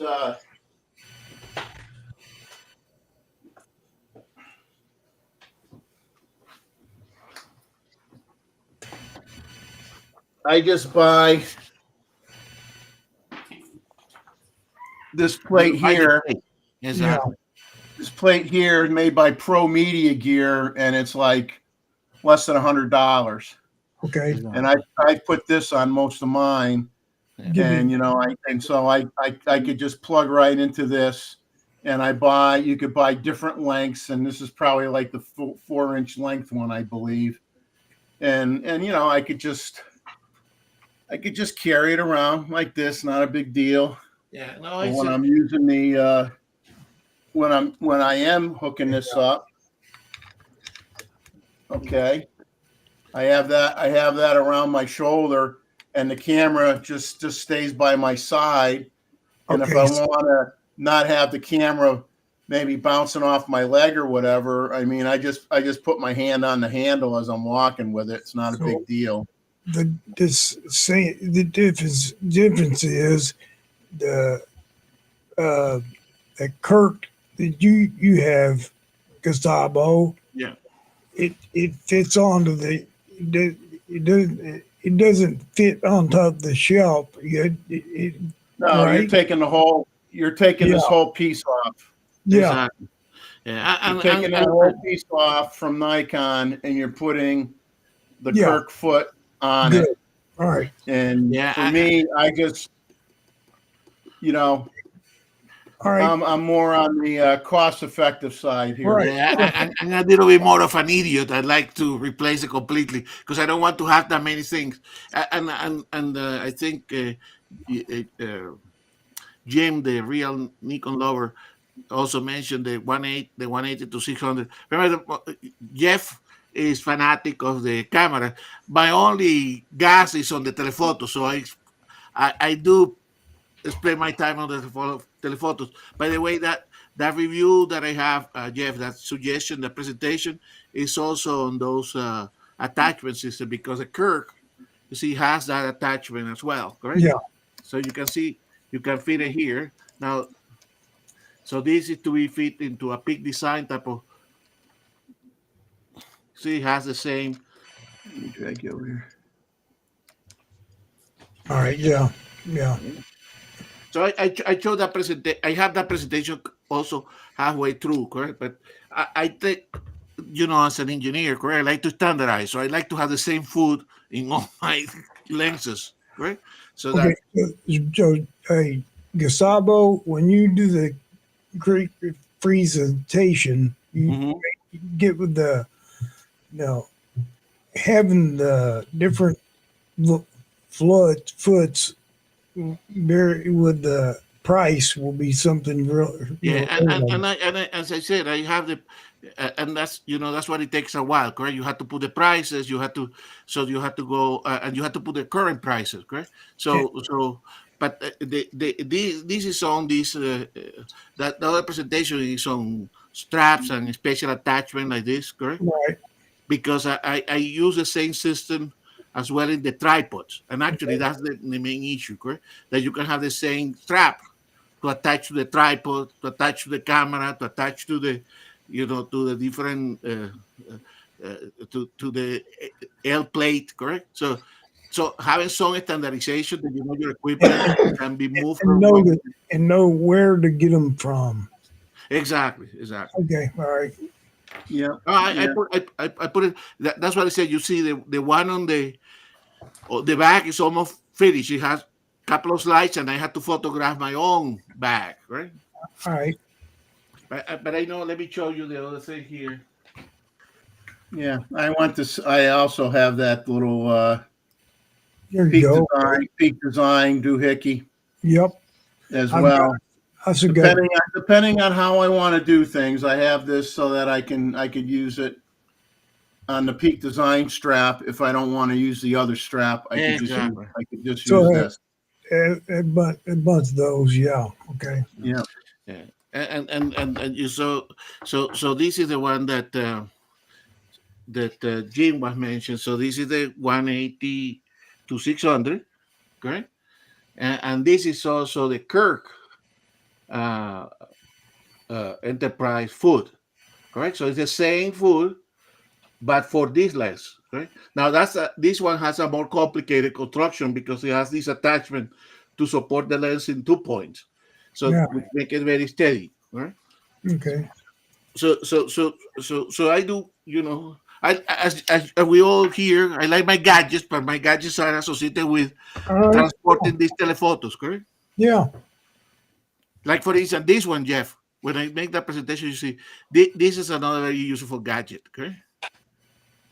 Which is, it has one of those special attachments, but it's an Arca Swiss type, correct? Okay. So if I want to attach the lens and the camera with a strap, I can put one in the lens, one end, and the other goes to the camera through this attachment, right? So there are many ways to do it. So all these little gadgets, right? And I have the prices because I think nowadays, this one is actually a Leo Photo one, correct? Which is Chinese as well. So real RRS and Kirk do them, but they are twice as expensive, correct? So I have a drawer with a lot of these little gadgets, right? So that's what I have that other presentation. We're gonna have Good. to call you Inspector Gadget. Well, you know, everything that makes life easy when you're transporting your camera, that's what actually saves you time, correct? Yep. If you are fighting with your equipment, when you have to do particular wildlife, it's a pain. So that's what I like, the standardization, correct? Yep. And also, Jeff, sometimes with this one, you can have in your lens, correct? Because I don't trust sometimes this, you can have, 2 points of attachment, correct? Because you can put it like this, and then now you have 2 places where you can put your strap. Okay. Yeah. Right? So that's what these are useful. But sorry guys, but putting the presentation takes a while, correct? Okay. Yeah. I wanted to throw up a comment that Roy made and have him elaborate on his opinion here as to why he feels this way, because he obviously uses flashes a lot. So I just want to get his spin on not being fond of the new round speedlight heads. What's your Basically, because the light's uneven and you get a hot spot in the middle more often than you would with a square head. with the rectangular head? The rectangular one provides more even light. It seems to be a trend at the moment to have these round heads, but Yeah. I've got a couple of them, but they seem to produce a very hot spot in the middle of the area. Yeah, it seems to be the trendy thing. Although I do see that Godox does make a handful of the ones with the head that look like a regular speed light type head of in the old days, and then some of them have a removable head, and you can do the flash bulb attachment, I guess, if you want to use the flash bulb methodology as well. But I do like the bare bulb with a reflector. Yeah. That gives the nicest light and lots of it. So now what model it is that is the rectangular shape with the removable head that then has the That's bulb. the AD200. It's the AD200. Now what's that run for? Is that like a $300 unit? Probably that or less, depending on when it's on More or sale. less. Yeah. It's not. It's about the same price as a good speed light, or even a cheap speed light sometimes, but they're much better, more versatile. Now, does it mount on the hot shoe of the camera or no? It can, but I wouldn't. It's bigger. It's bigger. Okay. So you use it like on a bracket off the camera or hand hold it or whatever? I'll either yeah. I'll get one.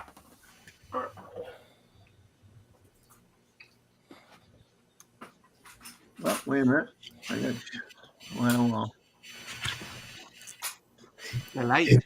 If everybody's looking for something for movies, this is real nice. Okay. From Amran, lot 25X. The LED light? Yeah, yes, God. Yeah. It will definitely. Okay. Little Chuck, I miss my mom's bar light from the 50s with the with the hot bulbs that you could fry eggs on. Yep.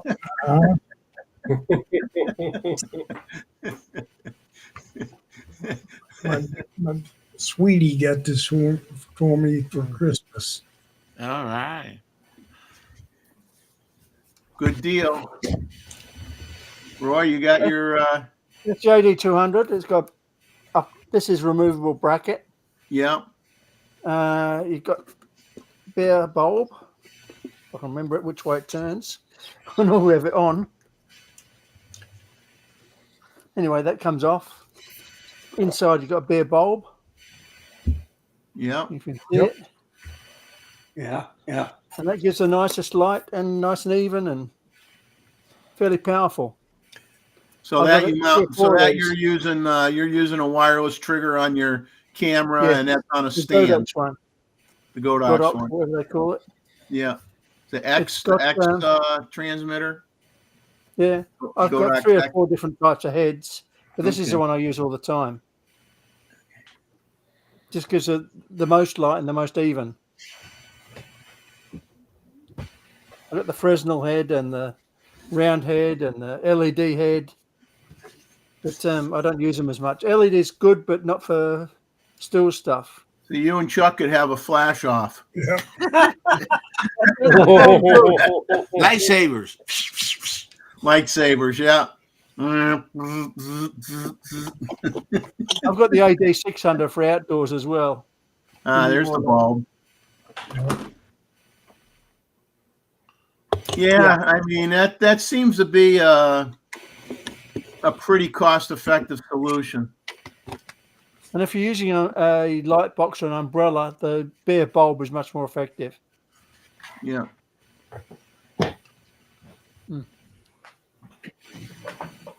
So, the guys in the chat, you're getting you're getting a little bit of everything tonight. We're like we're throwing stuff on the wall and seeing what sticks. That's what we're doing. It's always good to get your flash off the camera anyway. Yep. Yeah. Bouncing and that does some good, but not everything. Let's see here. Flash off. Yeah, flash. That doesn't sound good. It doesn't. I haven't used speed lights. A in many reminder years here now. from Jeff and Leslie: make sure that QD swivel fully engages and nothing goes against the button. He says, someone had a very nice rifle hit the dirt when a QD let loose, wasn't fully engaged. Yeah, I always put it in and pull on it before I let it hang off my neck. That's That's a good idea. I like the QD a lot. It's very quick for me to take that camera off the strap and throw it on a tripod real fast. I like doing it that way. I mean, it's less, and the thing is too, it doesn't scratch up the foot or anything either. Like if you use the ones that are kind of like I forget the brand. It's either Really Right Stuff. One of them where you like squeeze it. It's like a set of pinchers that opens up, and those things do mark up things pretty good. They work, but they're more cumbersome. I think they're not quite as clean as using the QD. I mean, I don't have a problem with the QD. I hang my 800 off with my Z9 all the time. I don't even think twice about it. So I give you another preview here, correct? Because that's one of the other presentations. So remember, I mentioned that I have this other. So these put me big here, correct? Because this is what this is all about, correct? We talk about QD attachment. So this is my monopod, right? So this is actually to have an attachment in your monopod or in your tripod. Actually, having them in all my tripods and monopod, correct? So now the monopod has one of those big design straps, correct? So I can put it on like this with the camera attached if I want it or not, right? But it makes it easy to transport.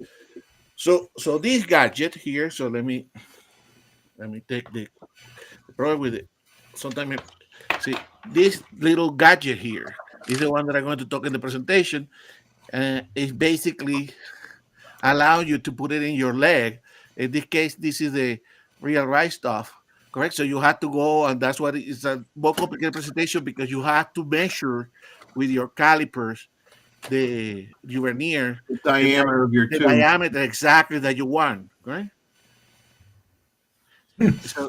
So I have now installed these in all my tripods in the upper segment, so that I can put because I don't want to have like in my bag 3 or 4 different straps, correct? I have one strap, but I have a way to attach that strap to either the tripod or the monopod or the lens or the camera, correct? So that's why having that kind of the same type of attachment help, because I used to have like one strap for the camera, one strap for the lens. When I use the lens or the other, correct?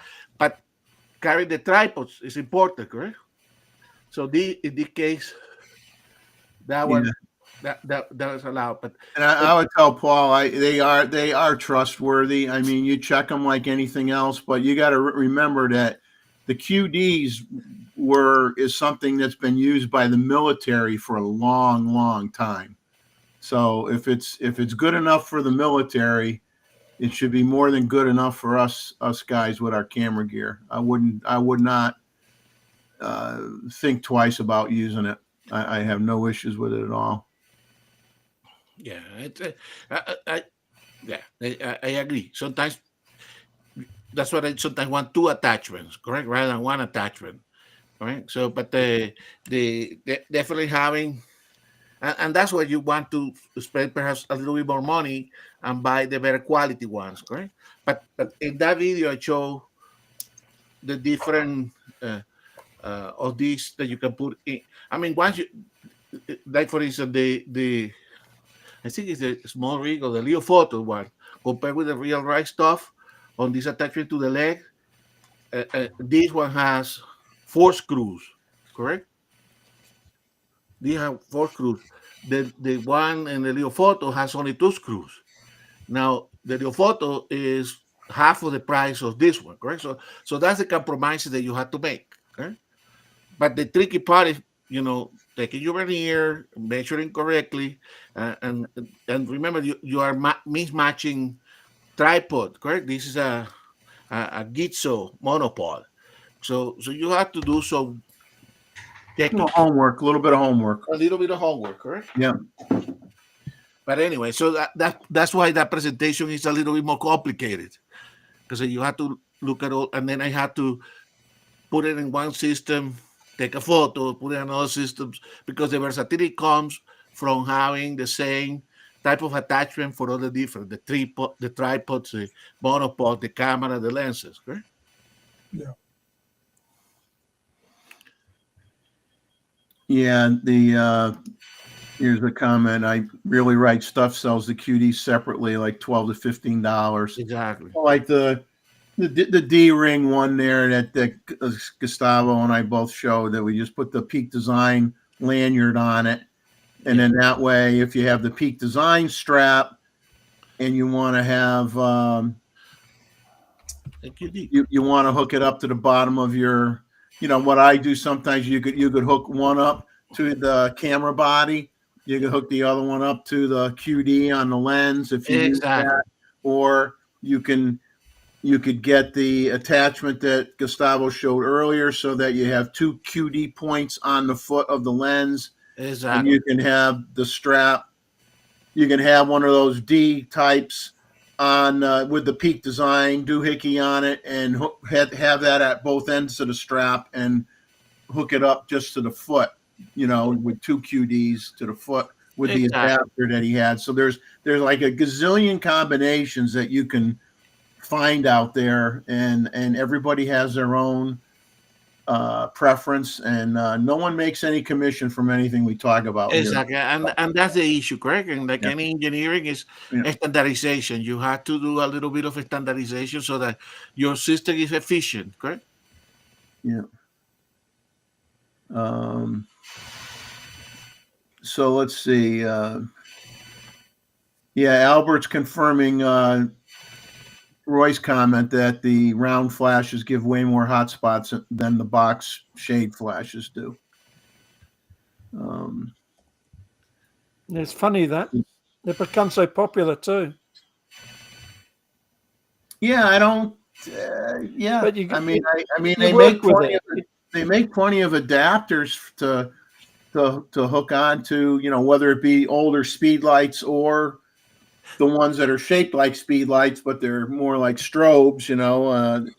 They make a lot of this. They make the same attachments. So I don't know what drove the round ones. I mean, I really don't. Just it's hip. See, I think it's hip to be square, personally. And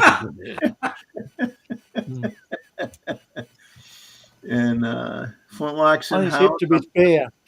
I'm catching up with people. Flintlock's in here, so hello to him. And then Bob Rosato is saying he had the Gitzo as well, looking at the Leo photo version of that clamp, but they don't make the right size. So he said the RRS is the only one that fits it, but it's over twice the price. But yeah, I mean, the stuff isn't cheap. These little gadgets. It isn't like it's a little gadget that costs $20. I mean, maybe the D with the QD on it is $20 for that one little piece, but you buy the other stuff, it could be like $150, $200. It all adds up. And that's why for Robert, I would show the different models that I put in the different leg, right? Because it doesn't have to. I mean, you can mix and match a little bit if you are prepared to. Hey, I tried it, if not, I return it, correct? See, look what happened here, Gustavo. We chased off Greg. Greg's running away. Greg, you're a wise man, Greg. You leave while you, what do they say? Leave while you can. Run while you can. Run while you can. You save your money. Save your money. So I say hi to Albert. It's good to have Albert in here. And we always like to have Albert pop in and hopefully next year, Albert. Now remember that Chuck's going to be doing the show on the 11th of January, so make a note of that so you can go on Chuck's channel, and then you can wheel and deal with Chuck and do a presentation on his show or whatever, and show your new monstrosities that you're working on, because you always have something very interesting that no one else, and I mean no one else, is doing. So that is really, really cool. What else we got here? Fuji, a little bit on Fuji. They're talking about that GFX 100 RF, the fixed lens, 100 megapixel camera that they're going to come out with next year. And one somewhat interesting thing is they're going to add what they call a crop zoom lever under the shutter button. So you're going to have a lever so that you can change you could crop your image using this lever. And they're going to have a dedicated aspect ratio dial. So you have a dial on the camera to change your aspect ratio quicker. It's going to be about the size of an. What's that? Wankers. Who needs this stuff? Yeah. 100 megapixels, man, but it has no IBIS. No IBIS. That'd be more useful, wouldn't it? Yeah, and the lens that they keep talking about that it's going to come out with is the GF 35 millimeter f4 lens, and they're talking March of 2025, and that's really the only thing that I felt was semi-worthy of jotting down for tonight's show. And Canon rumors had a few interesting things, and some of it didn't have anything to do with cameras. Canon's actively negotiating with Indian manufacturers to supply lithography equipment for chip manufacturing. So Canon also makes lithography equipment as well. So they're trying to grease the skids and get in there on the ground level to obviously supply their product versus the competition. And they have a article from a wildlife photographer in the form of a field report on the EOS R1 from someone taking wildlife photos from Antarctica. So if you want to check that out, that is on the Canon Rumors website. And they mentioned the only other thing that I wrote down from them, was that they're saying for the first time you can get a refurb Canon EOS R5 Mark II for $38.69, regularly $42.99, and it will have a full 1 year manufacturer's warranty if you buy it from them. So if you have an interest in a refurb EOS R5 Mark II, which most people would be very happy with, you can get it for $38.69. So I don't know for how long they are offering that, but you may want to check it out. Just go to Cannon Rumors website. So that's about it. Like I said, things were kind of slim out there for this week. Let's see what else people are chatting about in here. I know everybody's excited for Chuck coming back in January, and obviously he has the support of everybody on the on this channel, and myself and everybody on the panel, and we know things will work out well. And he has time. He misses not hitting all those buttons on that fancy device he has next to him there. He's got to train the cat to push the buttons, though. Cat has to be. What was the saying you always said you needed to have what was that guy? Steven. So the cat, you got to rename the cat Steven, and you got to teach the cat how to push the buttons on that little box. Sounds like a good deal. Or the other thing that you got to do is get the cat to sleep someplace else so you can touch the button. He's about, let's see, he's almost 36 inches. That panel, David, must create a lot of heat that he enjoyed, lying down there.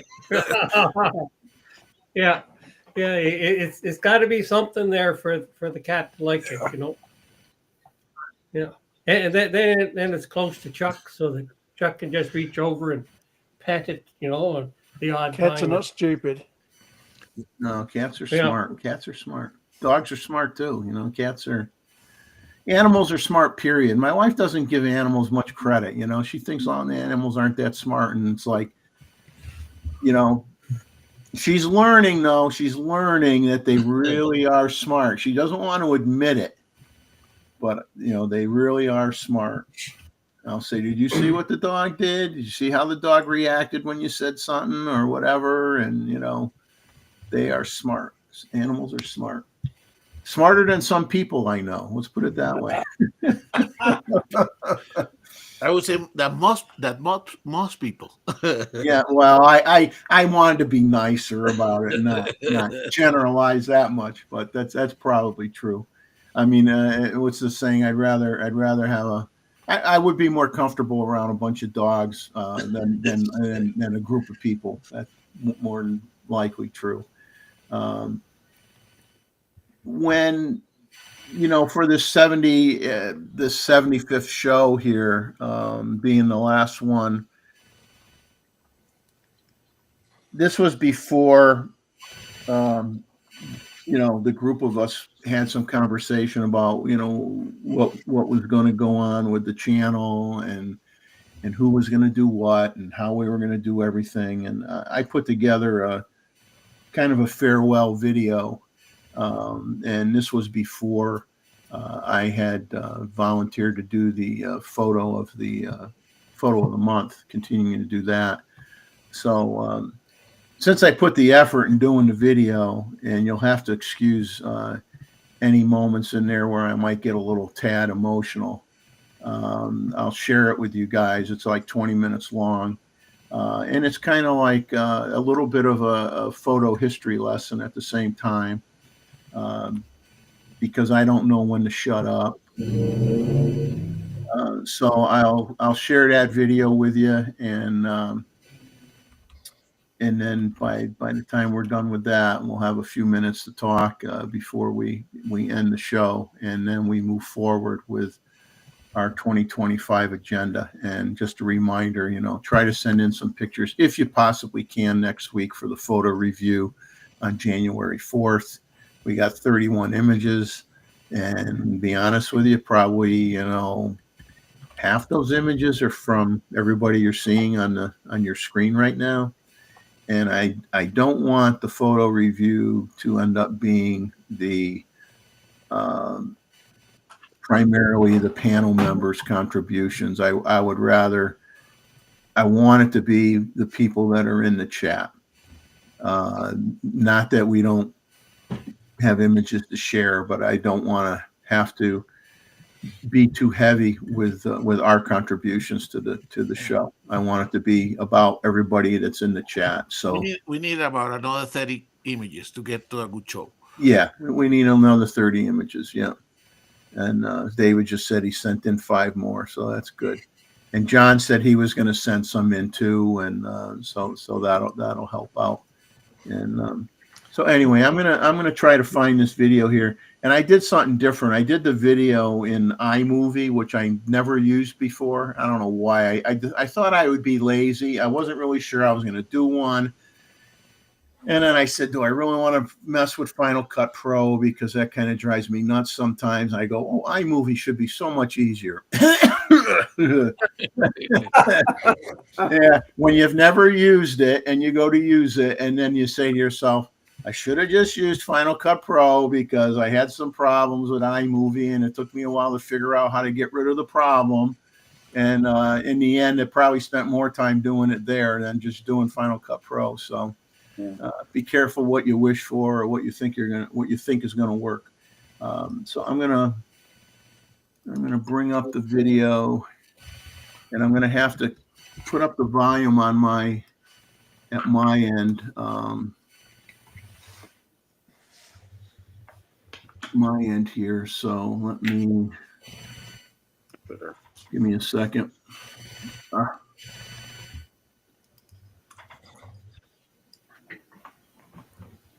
Nope, that ain't gonna work. Give me a few minutes while I arm wrestle this thing. I gotta get it back to the start point.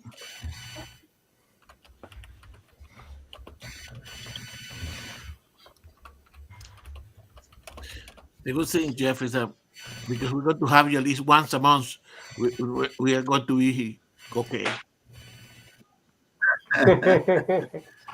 So I'm going to share the screen, and if you can't hear very well, let me know. I'll bump the volume up a little more, but I don't want to like blow people's eardrums out here.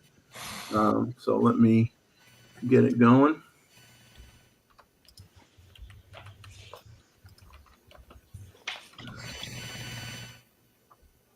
And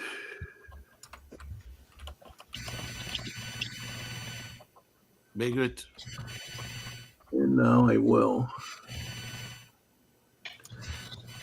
Once I get it started, But it'll be all set. it's showing small, Jeff. What is photography?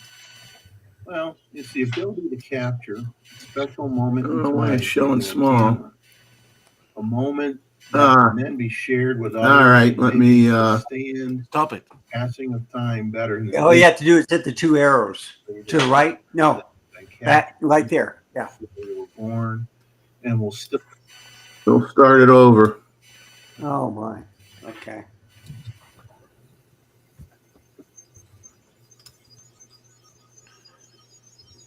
Yeah, we're still seeing like the eddy view rather than the. Yeah.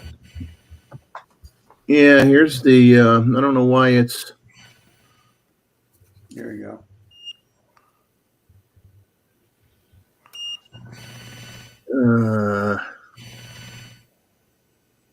This is not doing well. I don't know why it's doing this. Let me stop it here. Gremlins.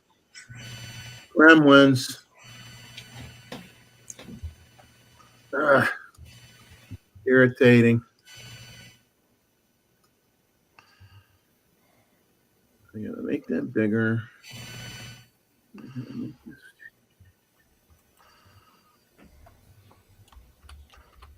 I don't know why It disappeared. Yeah, it's behind. Sometimes you have to make this format smaller in order to see it. Yeah. Just keep it like that. Keep it like that. Yeah, but it's small. Very small. And now it doesn't seem to be playing like it's supposed to. Well, then I get out of showing it. That might be a good thing.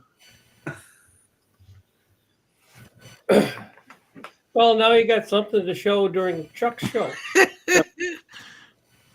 So what I usually do is just select a file and hit the space bar. And Let me get it right here. Welcome to Here we my go. photography story. What is photography? Well, it's the ability to capture a special moment in time using a camera. A moment that can then be shared with others and maybe withstand the passing of time better than we will. Obviously, there are images that have been captured many years before we were born and will still exist after we are long gone for our friends and family to enjoy. When you look back at when it all began in the mid to late 1800s with technology that involved photographers traveling with a batch of dangerous chemicals and setting up developing stations wherever they went, we obviously have come a long way. For many decades, photography was primarily portraits and other still images. After all, cameras did not have shutter speeds for a long time, and plate cameras were still being made in the 1930s. Even my 1946 Voigtlander Bessa 6x9 folding medium format camera only had a 1/200th of a second shutter speed at its max, not exactly going to freeze the motion of a person on a bicycle, never mind a moving vehicle. Kodak had a big influence on the market with their cameras, such as the wide assortment of Brownie cameras and the creation of film photography that made it so everyday folks like me could take images, not deal with chemicals, and have prints sent back to them to share, even though in the beginning you had to send your whole camera back to them to get the film removed, processed, etc., and get new film loaded. Eventually, you had 120 roll film, and many plate cameras added 120 roll film backs to keep their cameras relevant and usable for a while. And eventually, 35 millimeter film in a canister was developed, and everything changed. By the time you got into the mid 1950s to the late 60s, your choices were exceptional. You had very popular Rolleiflex twin lens reflex cameras, as well as TLRs from other manufacturers such as Argoflex, Icoflex, Super Rycoflex, Connie Omega Flex, and more. You had a camera such as my mom's 1957 Kodak Pony 4 viewfinder camera. You had rangefinder cameras such as Leicas and many who copied them, such as my 1956-57 era Nikon from Japan. You had numerous rangefinder cameras from Ryko, Argus, Ansco, Petri, Nikon, Canon, Minolta, and more, many with shutter speeds finally up to 1/500th of a second. Minolta's first SLR, the SR2, came out in 1958 with a 1/1000th of a second shutter speed. Now we're talking. But in 59, the Nikon F emerged and was quite a game changer. A true professional 35 millimeter camera with interchangeable prisms and focusing screens. You see this camera surrounded by other Nikons such as the FM3A, the F4S, and a more modern D850 DSLR. Even a half frame / full frame Konica Autorex made an appearance in 1965. Other 35 millimeter cameras, some going into the year 2000 and beyond, the SRT 100, the Fujica ST801, the Nikon F4S, as previously shown, an Olympus OM1, the Minolta Maxim 7, one of their best cameras ever.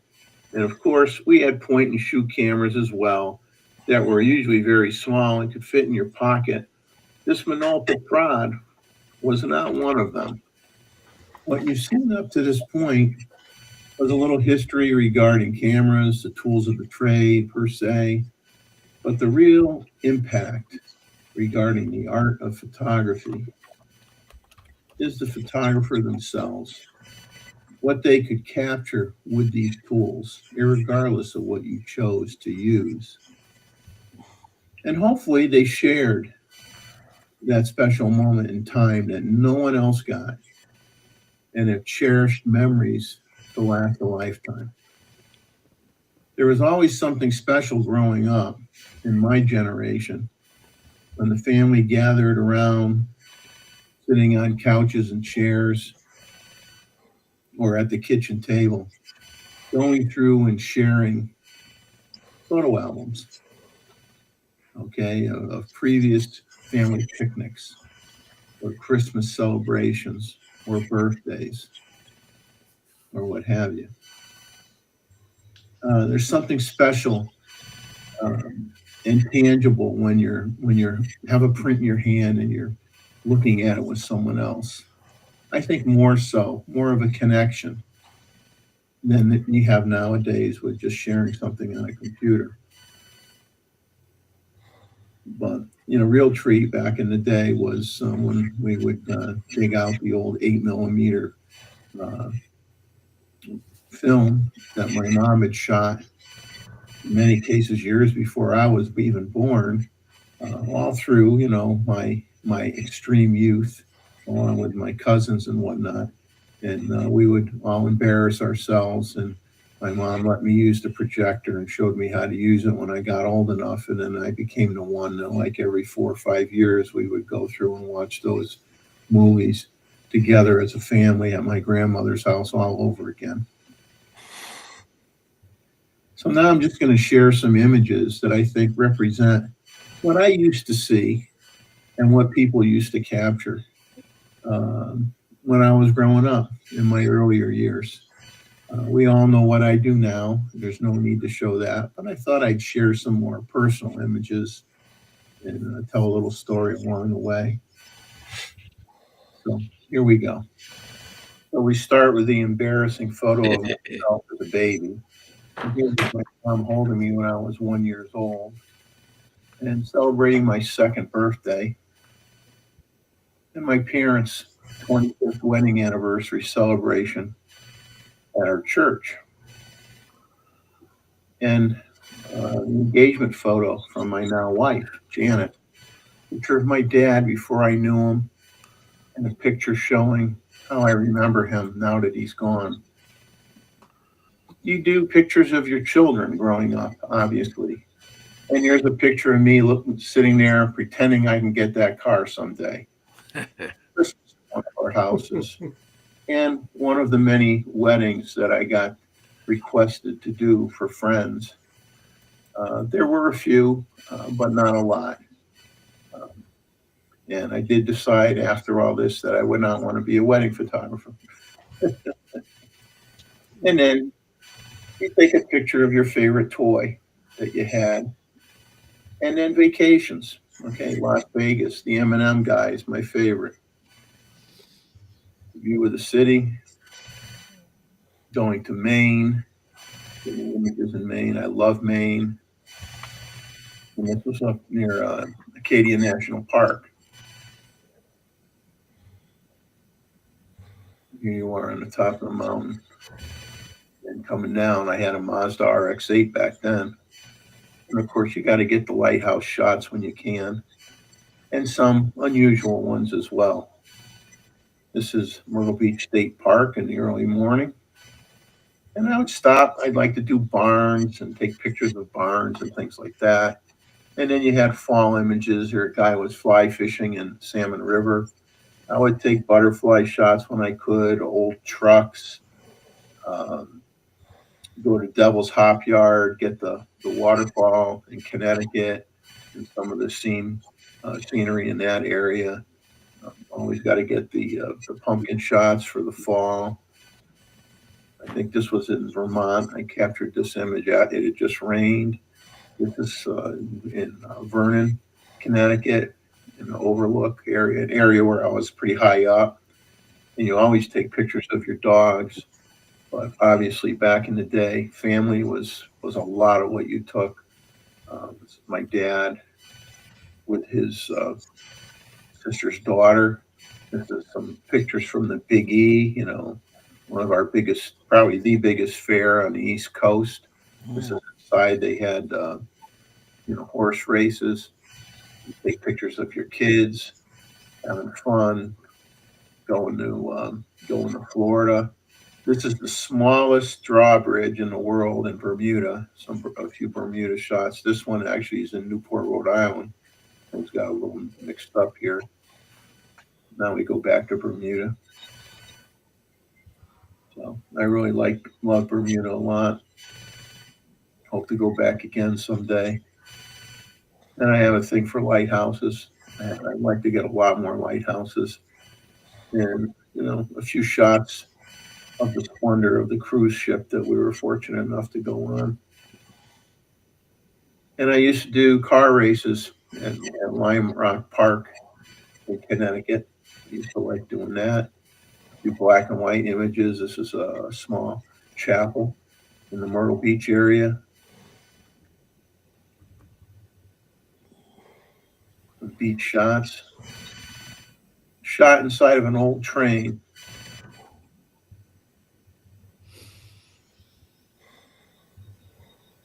But you take images of anything that strikes your fancy. Well, that's it for the images. I just thought I'd share a little bit of my life with you. Like I said, things that I think years ago was very commonplace for people to take pictures of. I mean, in the SLR film days, but even more now in the digital age, the SLRs and mirrorless cameras. What was once used mostly to record primarily family events and vacations has become a very serious hobby for millions of people that are serious photographers, first-time photographers, professional photographers. Millions and millions of people enjoy image creation. And of course, now video is a big part of our lives as well. So let's continue to share what excites us as creators, as well as, more importantly, documenting our journey through life. I shared a little bit of my journey along the way. And finally, in the last 4 years or so, my desire to share my work as a senior citizen and get involved with YouTube and have a channel and eventually get involved with a live stream.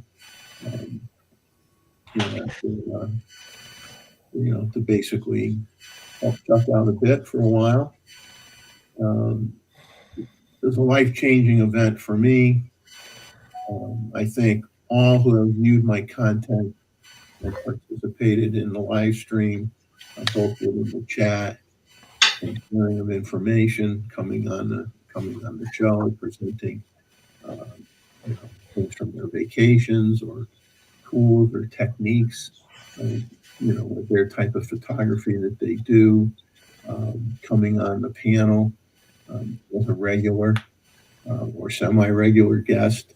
It's been my honor to work with all of you and help get people together or continue to get people together in the spirit of Chuck starting things off with AP Studios. And I'm going to show a few pictures of people that I've met in a minute. I won't narrate them. You'll know who they are. I may have missed a few, but I couldn't find pictures for everybody. Some of my content, it looks like, got erased over time. So I couldn't go back far enough to get some of certain people. As we talked about in an earlier show, the show will go on. I'll take a break and from it for a while, and then I will pop in and visit. Maybe go on the panel with permission from the person running the show on occasion, if they let me. And so let's keep in touch. Heartfelt thanks goes out to all of you. You should have my email. And if you're ever in South Carolina, touch base with me. Share a meal. Let's share a meal and take some photos together and have a good time. So goodbye for now. But you've all been like a extended family to me, and I appreciate you letting me into your life for a little while in your house. So take care, and we shall see you again down the road.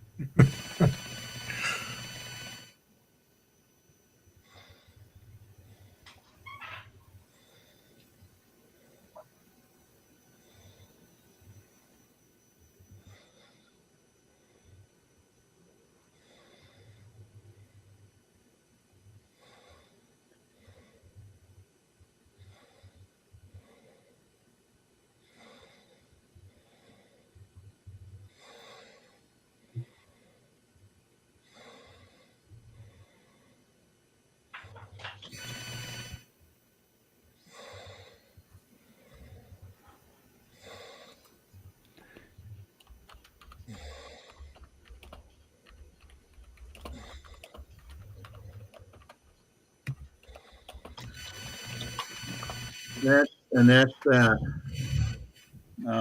Sorry it was so small. I don't know why I had problems with it, but it's been a good ride, I think. And So, Jeff, and I appreciate everybody here. I mean, you know, we do appreciate you. You have done the hard work here over these 75 episodes. You have shared part of your life, and you continue to do so here. And I know that for our generation, that's not the easiest thing to do. We're not, we don't like to put ourselves there, but you have done you're a genuine person and a wonderful person. well, it's been, I mean, it's been quite a ride, I mean, Chuck was kind enough to, have me on his show as a regular for quite a long period of time. And when, he was doing 2 shows a week, and some of you guys were there with me as well. And so we've, I mean, we kind of have a bond, even though we may or may not actually ever meet. I mean, I was fortunate enough to be able to meet Chuck at least once, anyway, in my lifetime, with his wife, Maribel, and it was great. It was a great time. Meant a lot to me. We certainly don't want to see sad Jeff. But,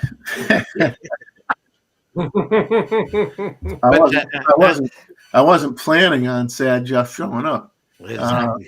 But we managed to wrangle you to at least we have you at least once a month, and that will Sure. keep everybody here happy, Jeff.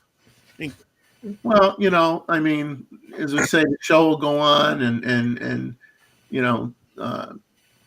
Chuck's a phenomenal human being, and things are going to go well. And I'm going to take a breather. I'll pop in on the chat a little bit here and there in the beginning, and then as time goes on, if he's not kind enough to let me on the panel, I'll come on the panel. But I definitely need to catch my breath a little bit, and maybe go back to doing some video content on my YouTube channel that's not live stream related, and get out and shoot a lot of this stuff behind me that I haven't had time to do. But unfortunately, there's only 24 hours in the day. I'm kind of ticked off about that. I mean more like 40. No, that's But you guys have been, phenomenal. And I know will continue to be phenomenal. And the people in the chat, I mean, hey, what can I say? You've for people to come on, whether it was Chuck's show, on Wednesdays and Saturday nights, and then be willing to carry forward on this little journey with me. You all need to see a psychiatrist for that. It really is humbling that people choose to come here on a Saturday instead of going out to the movies with their wife or doing other things. And I've always looked upon that as just being a humbling thing, and great. So I'm happy that I'll still be in touch with everybody. I'll still be able to see everybody once a month. And you have my email, and like I said, I will be very, very PO'd. And anybody that I find out is in Myrtle Beach and doesn't pick up the phone and call me, you will be on my hit list if you do not call me and stop by and say hi and have lunch or dinner and do a little shooting together or whatever, because it's the people I've been able to meet that have come down here. Unfortunately, Jeff and Leslie, I was going to meet them one time, and unfortunately his dad had his medical situation come up, and Jeff they had to leave and head back before I was able to meet them. But it's just great. I mean, all you guys are just great, and I hope that we could get more female photographers involved in the. I don't know what we have to do that. I mean, because we haven't even seen NASA Nancy in a while, and it would. I like to think that none of us on the panel are come across as being intimidating to women at all. I mean, I think that female photographers have a unique viewpoint in their photography that a lot of males don't capture. And I think you see different kinds of imagery from female photographers. And I think it's important to try to be a place where they're welcome to come on and share what they do. And we've tried to do that, but I hope that, that between, Chuck and myself, we could somehow get more female participation within each of our respective shows, because they have a lot to offer. They have a lot of skills, and what's interesting is they're probably more flexible type of gear they use than some of us are. Some of us are kind of like tied into like, well, this is what I use and that's that. But I have the pleasure of running into a lot of female photographers when I'm out shooting, because of the location, and a lot of them come there to the park to take pictures of the birds and whatnot, and so, and we all help each other out, and I'm always going to be that person that.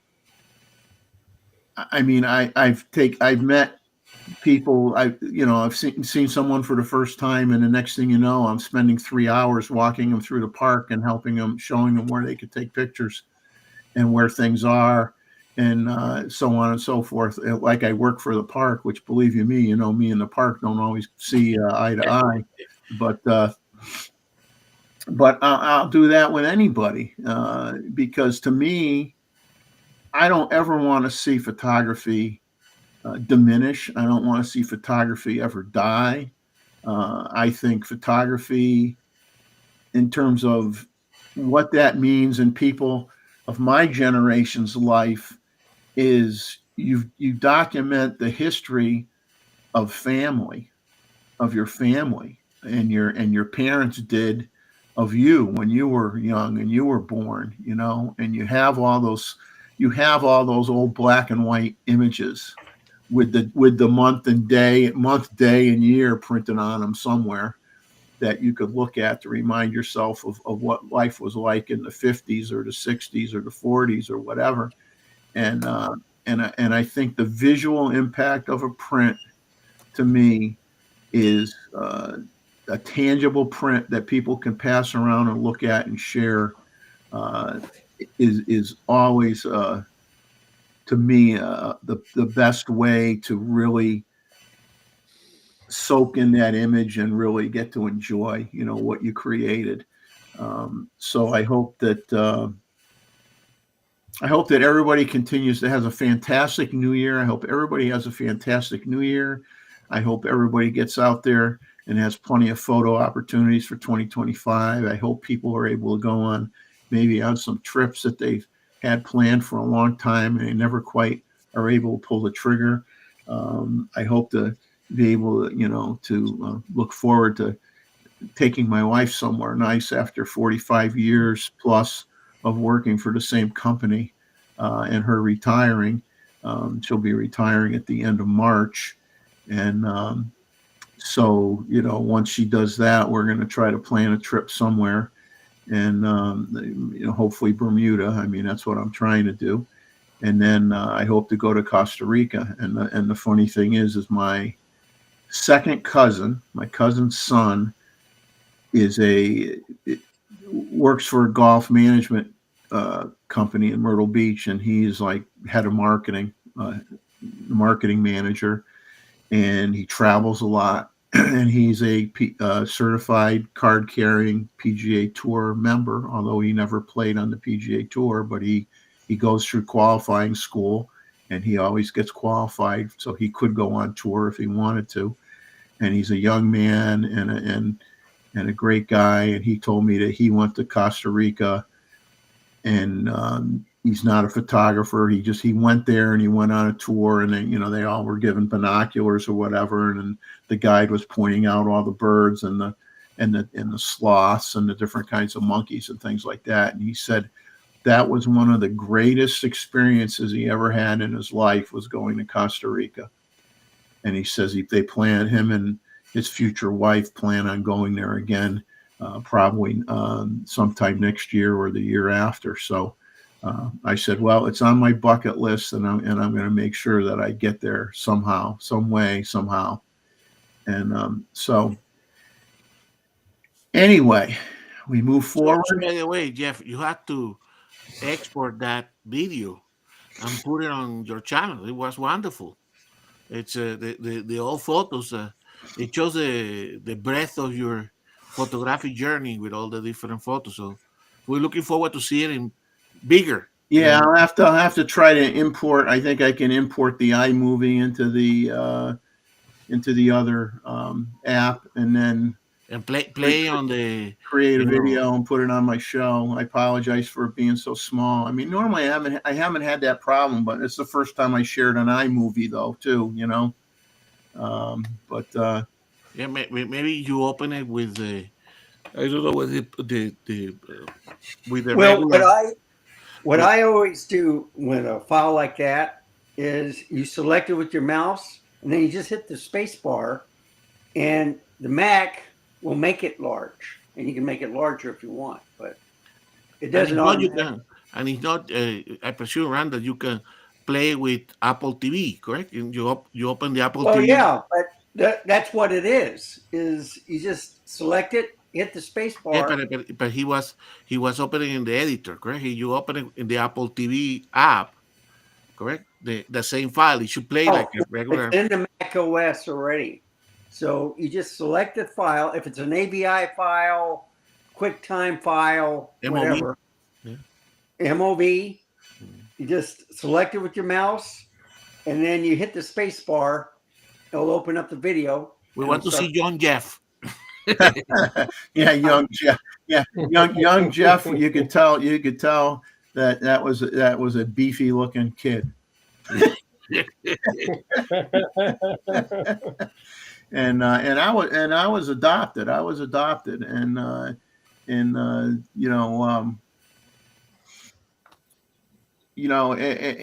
one of the weird things in life, and of course, I think we've all met people, whether it be in the chat or you see people that come on the panel, or people that come from the chat and come on the panel, that there's friendships that have been formed from Chuck doing AP Studios, and then hopefully the continued friendships that have come about because of the live stream, this live stream. And but it's like you guys know, I'm good friends with Mozman, with Tim, and we shoot together a couple times a year. He comes down to visit his dad in North Carolina, and I'll go to North Carolina and shoot with him there. He'll come down to Myrtle Beach and shoot with me here, and it's just kind of really freaky, because we have so many similarities, our personality types, our interests, what we did when we were young, how our parents are. I mean, his dad's 94 years young and still traveling. And my parents have been gone for a while, especially my mom. But it's almost, I joke with him. I says, you sure we're both adopted? I says, you sure you're not my younger brother or something, and we never just we got separated or whatever? Because we do have an awful lot in common. It's kind of scary. I mean, my wife she just says to me sometimes, she hears us talking, and she says, I'm getting scared. You guys are like too much the same. Too much the same. You just need to wear a wig. Yeah, I need to get a hairpiece or something, or I got to at least polish this to make it a little shinier. But Chuck, I wish you nothing but the best on the show in January, and I'm always just a phone call away. And I know the cast of characters here will continue to be a cast of characters there. And I hope you can handle them, because they do get out of control once in a while.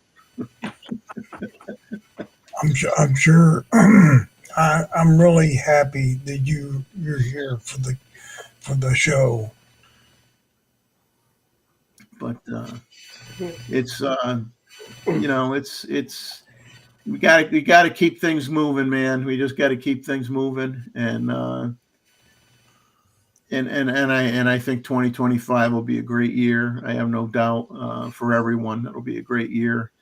And I don't really have anything more to say other than I can't thank everybody enough.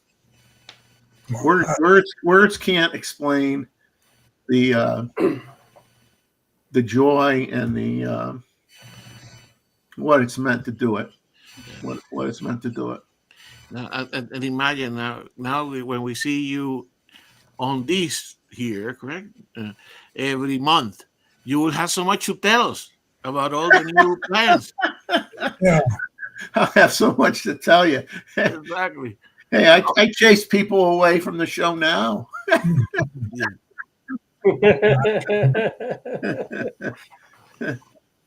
Yeah, Jeff, I've got one question for you. Is when we see the psychiatrist, does across the street count? Sure, why not?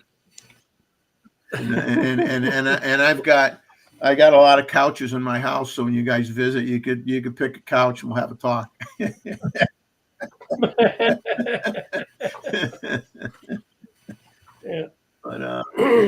But you've been doing great, and when I talked you into this, I didn't think it was going to be such a big commitment, and I was kind of hoping Chuck could be back sooner, but he's going to be back in 2 weeks' time, which is going to be great.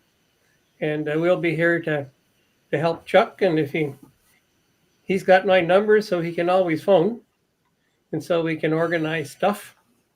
And for the next week, I'm kind of busy, but after that, things should be evening up, and I should get back out and use my camera too. And hopefully the weather changes, because I've been getting lots of aurora alerts, but I've been getting cloudy skies and snow and rain at night. And Chuck So and Randall and Roy and David, look at all the work that we had to do now, because Jeff used to go and scan all the rumors everywhere. We didn't have to do now we have to do it ourselves. But see, now you guys could create your own rumors now. We are You know lazy, what, probably that's what we would do. See, you just create shit and tell everybody,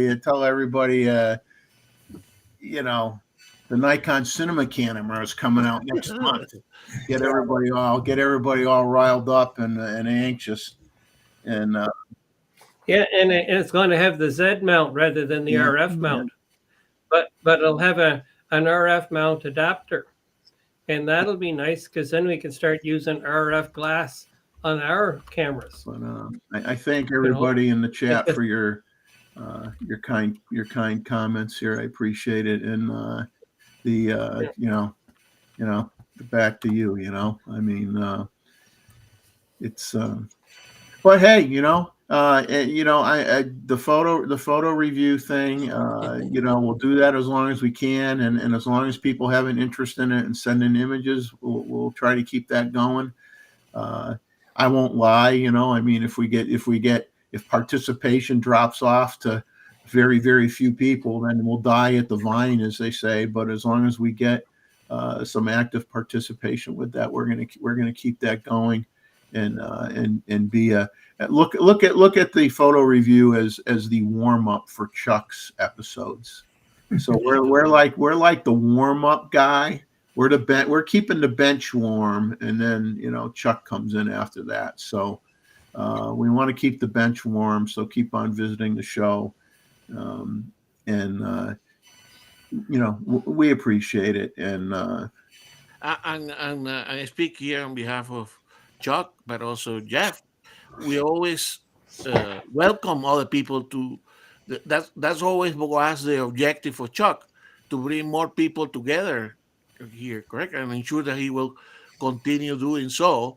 So those that are in the chat that are regulars, remember, you always are welcome to come and show what you did. Every time we bring somebody else, correct? We find out that person is so talented, correct? I mean, the kind of thing that we have seen here from everybody, correct? Eva and Robert recently, and of course the regulars like David and Randall and Roy. I mean, every time we got a presentation from somebody, it has been wonderful. And I think we thanks to you, Jeff and Chuck, I'm certain to say that we all have grown as a photographers, correct? Yes, we have made each other spend some more money, probably more than some money we needed to. Some money. Yeah, but I think it's clear in the photo review that we all have improved as a photographers, right? And we have a fantastic group of photographers that participate in the show, and from back on AP Studios, and people are phenomenal. I mean, and just the variety and the differences, and I know some people are probably a little bit miffed that we had a lot of nature stuff on the show, but I mean, I don't tell people what to shoot. Exactly. And that's what people have to share, and we just happen to be, we lean that way. But I personally, like I said, I would have liked to seen more wedding photography, more portrait photography, more street photography. But we're not on at that time frame where most wedding photographers are out earning a living when we come on. So I mean, they're not able to come on the show, but I like all forms of photography, and I always will. And while there are some that I would personally never choose to do as a living, because I don't want to kill myself at an early age, such as wedding photography. I have I have respect for all the genres of photography, and I have respect for people who still are shooting film, are choosing to shoot film, or do it as a hobby, to just kind of like break away from the digital world for a little bit and just kind of slow down. Okay, so I'll tell you a funny story. My friend Bob, shoots a lot of 120 roll film. He has a Yashica TLR, and he'll tell me all the time. He says, we go to the park, we go here, we go there, I go home, and sometimes I got 1,000 images on my camera. He says, I can't shoot a roll of 20 on my film camera. It's like I'm so purpose, of what I want to put on that film, because it isn't cheap to process it. It isn't cheap to buy it. And he says, but with the digital one, you're just like rat-a-tat-tat, you got no problem. You don't like it, you throw it away. But when you're taking pictures with film, I mean, you really slow down and you're saying, I don't think today's a good day for that camera. It's not perfect out. The weather isn't perfect. The sky isn't perfect. This isn't perfect. But if you got your digital camera, you'll take it and try to work around it. But with you're shooting the film, you go, no, not going to happen today. Or he'll take it out and he'll take 2 pictures. That roll will be in the camera for a month before the roll is done, and same for me, but it is fun to go back in time. It is fun to fool around with the old stuff, and it just brings back. I just have the utmost respect for photographers. God, if I could ever interview a guy who used is old enough that you have used a plate camera in the day, or something like that. I mean, I'd be thrilled. Just the history of photography is so interesting. And we've come such a far way, and we're all spoiled as all hell. Believe me, we've got it easy, man. We got it so easy compared to what our grandparents had, or our great grandparents had, or whatever. But we get to see the results of everybody's efforts every month, and it's fantastic. It's fantastic. I'm going to shut up now and say goodbye, and just thank everybody once again, and let everybody say their goodbyes. And we will see you hopefully next week for the photo review. And please mark it down on your calendar to go on Chuck's show the following Saturday, the 11th of January. You don't forget, the 11th of January. If you wait till the 11th of September, Chuck will be pissed at me and pissed at you. Yeah. You go the 11th of January. See what happens when you get older? You just forget. Yeah. You forget shit. But anyway. I will put a reminder for next week. Yeah, put a reminder, say, forget what Jeff said. This is what it is. But thank you so much, everybody. You've been a joy. You've been a joy. You really have. And I'll let the guys here have their final. We need more photos. See you next week. We need another 30 photos. Yeah, but this isn't the end of your journey here. So we're just going to see you a different time now. Yeah, you see me once a month, and then we're gonna everybody's gonna be picking on you, Chuck, saying, "Hey, Chuck." They're gonna say, Chuck, hit the button, Chuck, hit the button. We'll see if you're gone. Okay. Hey, you just whack somebody with that 200 millimeter lens. I'll tell you, that'll straighten them out. Take care, everybody. Happy New Year. Have a happy Year, guys. Year. Have a safe one. Take care. Thank you, Jeff. Thank you, Jeff. Yep. Thank you, guys. For you, Jeffrey. Thank you, guys. To you guys.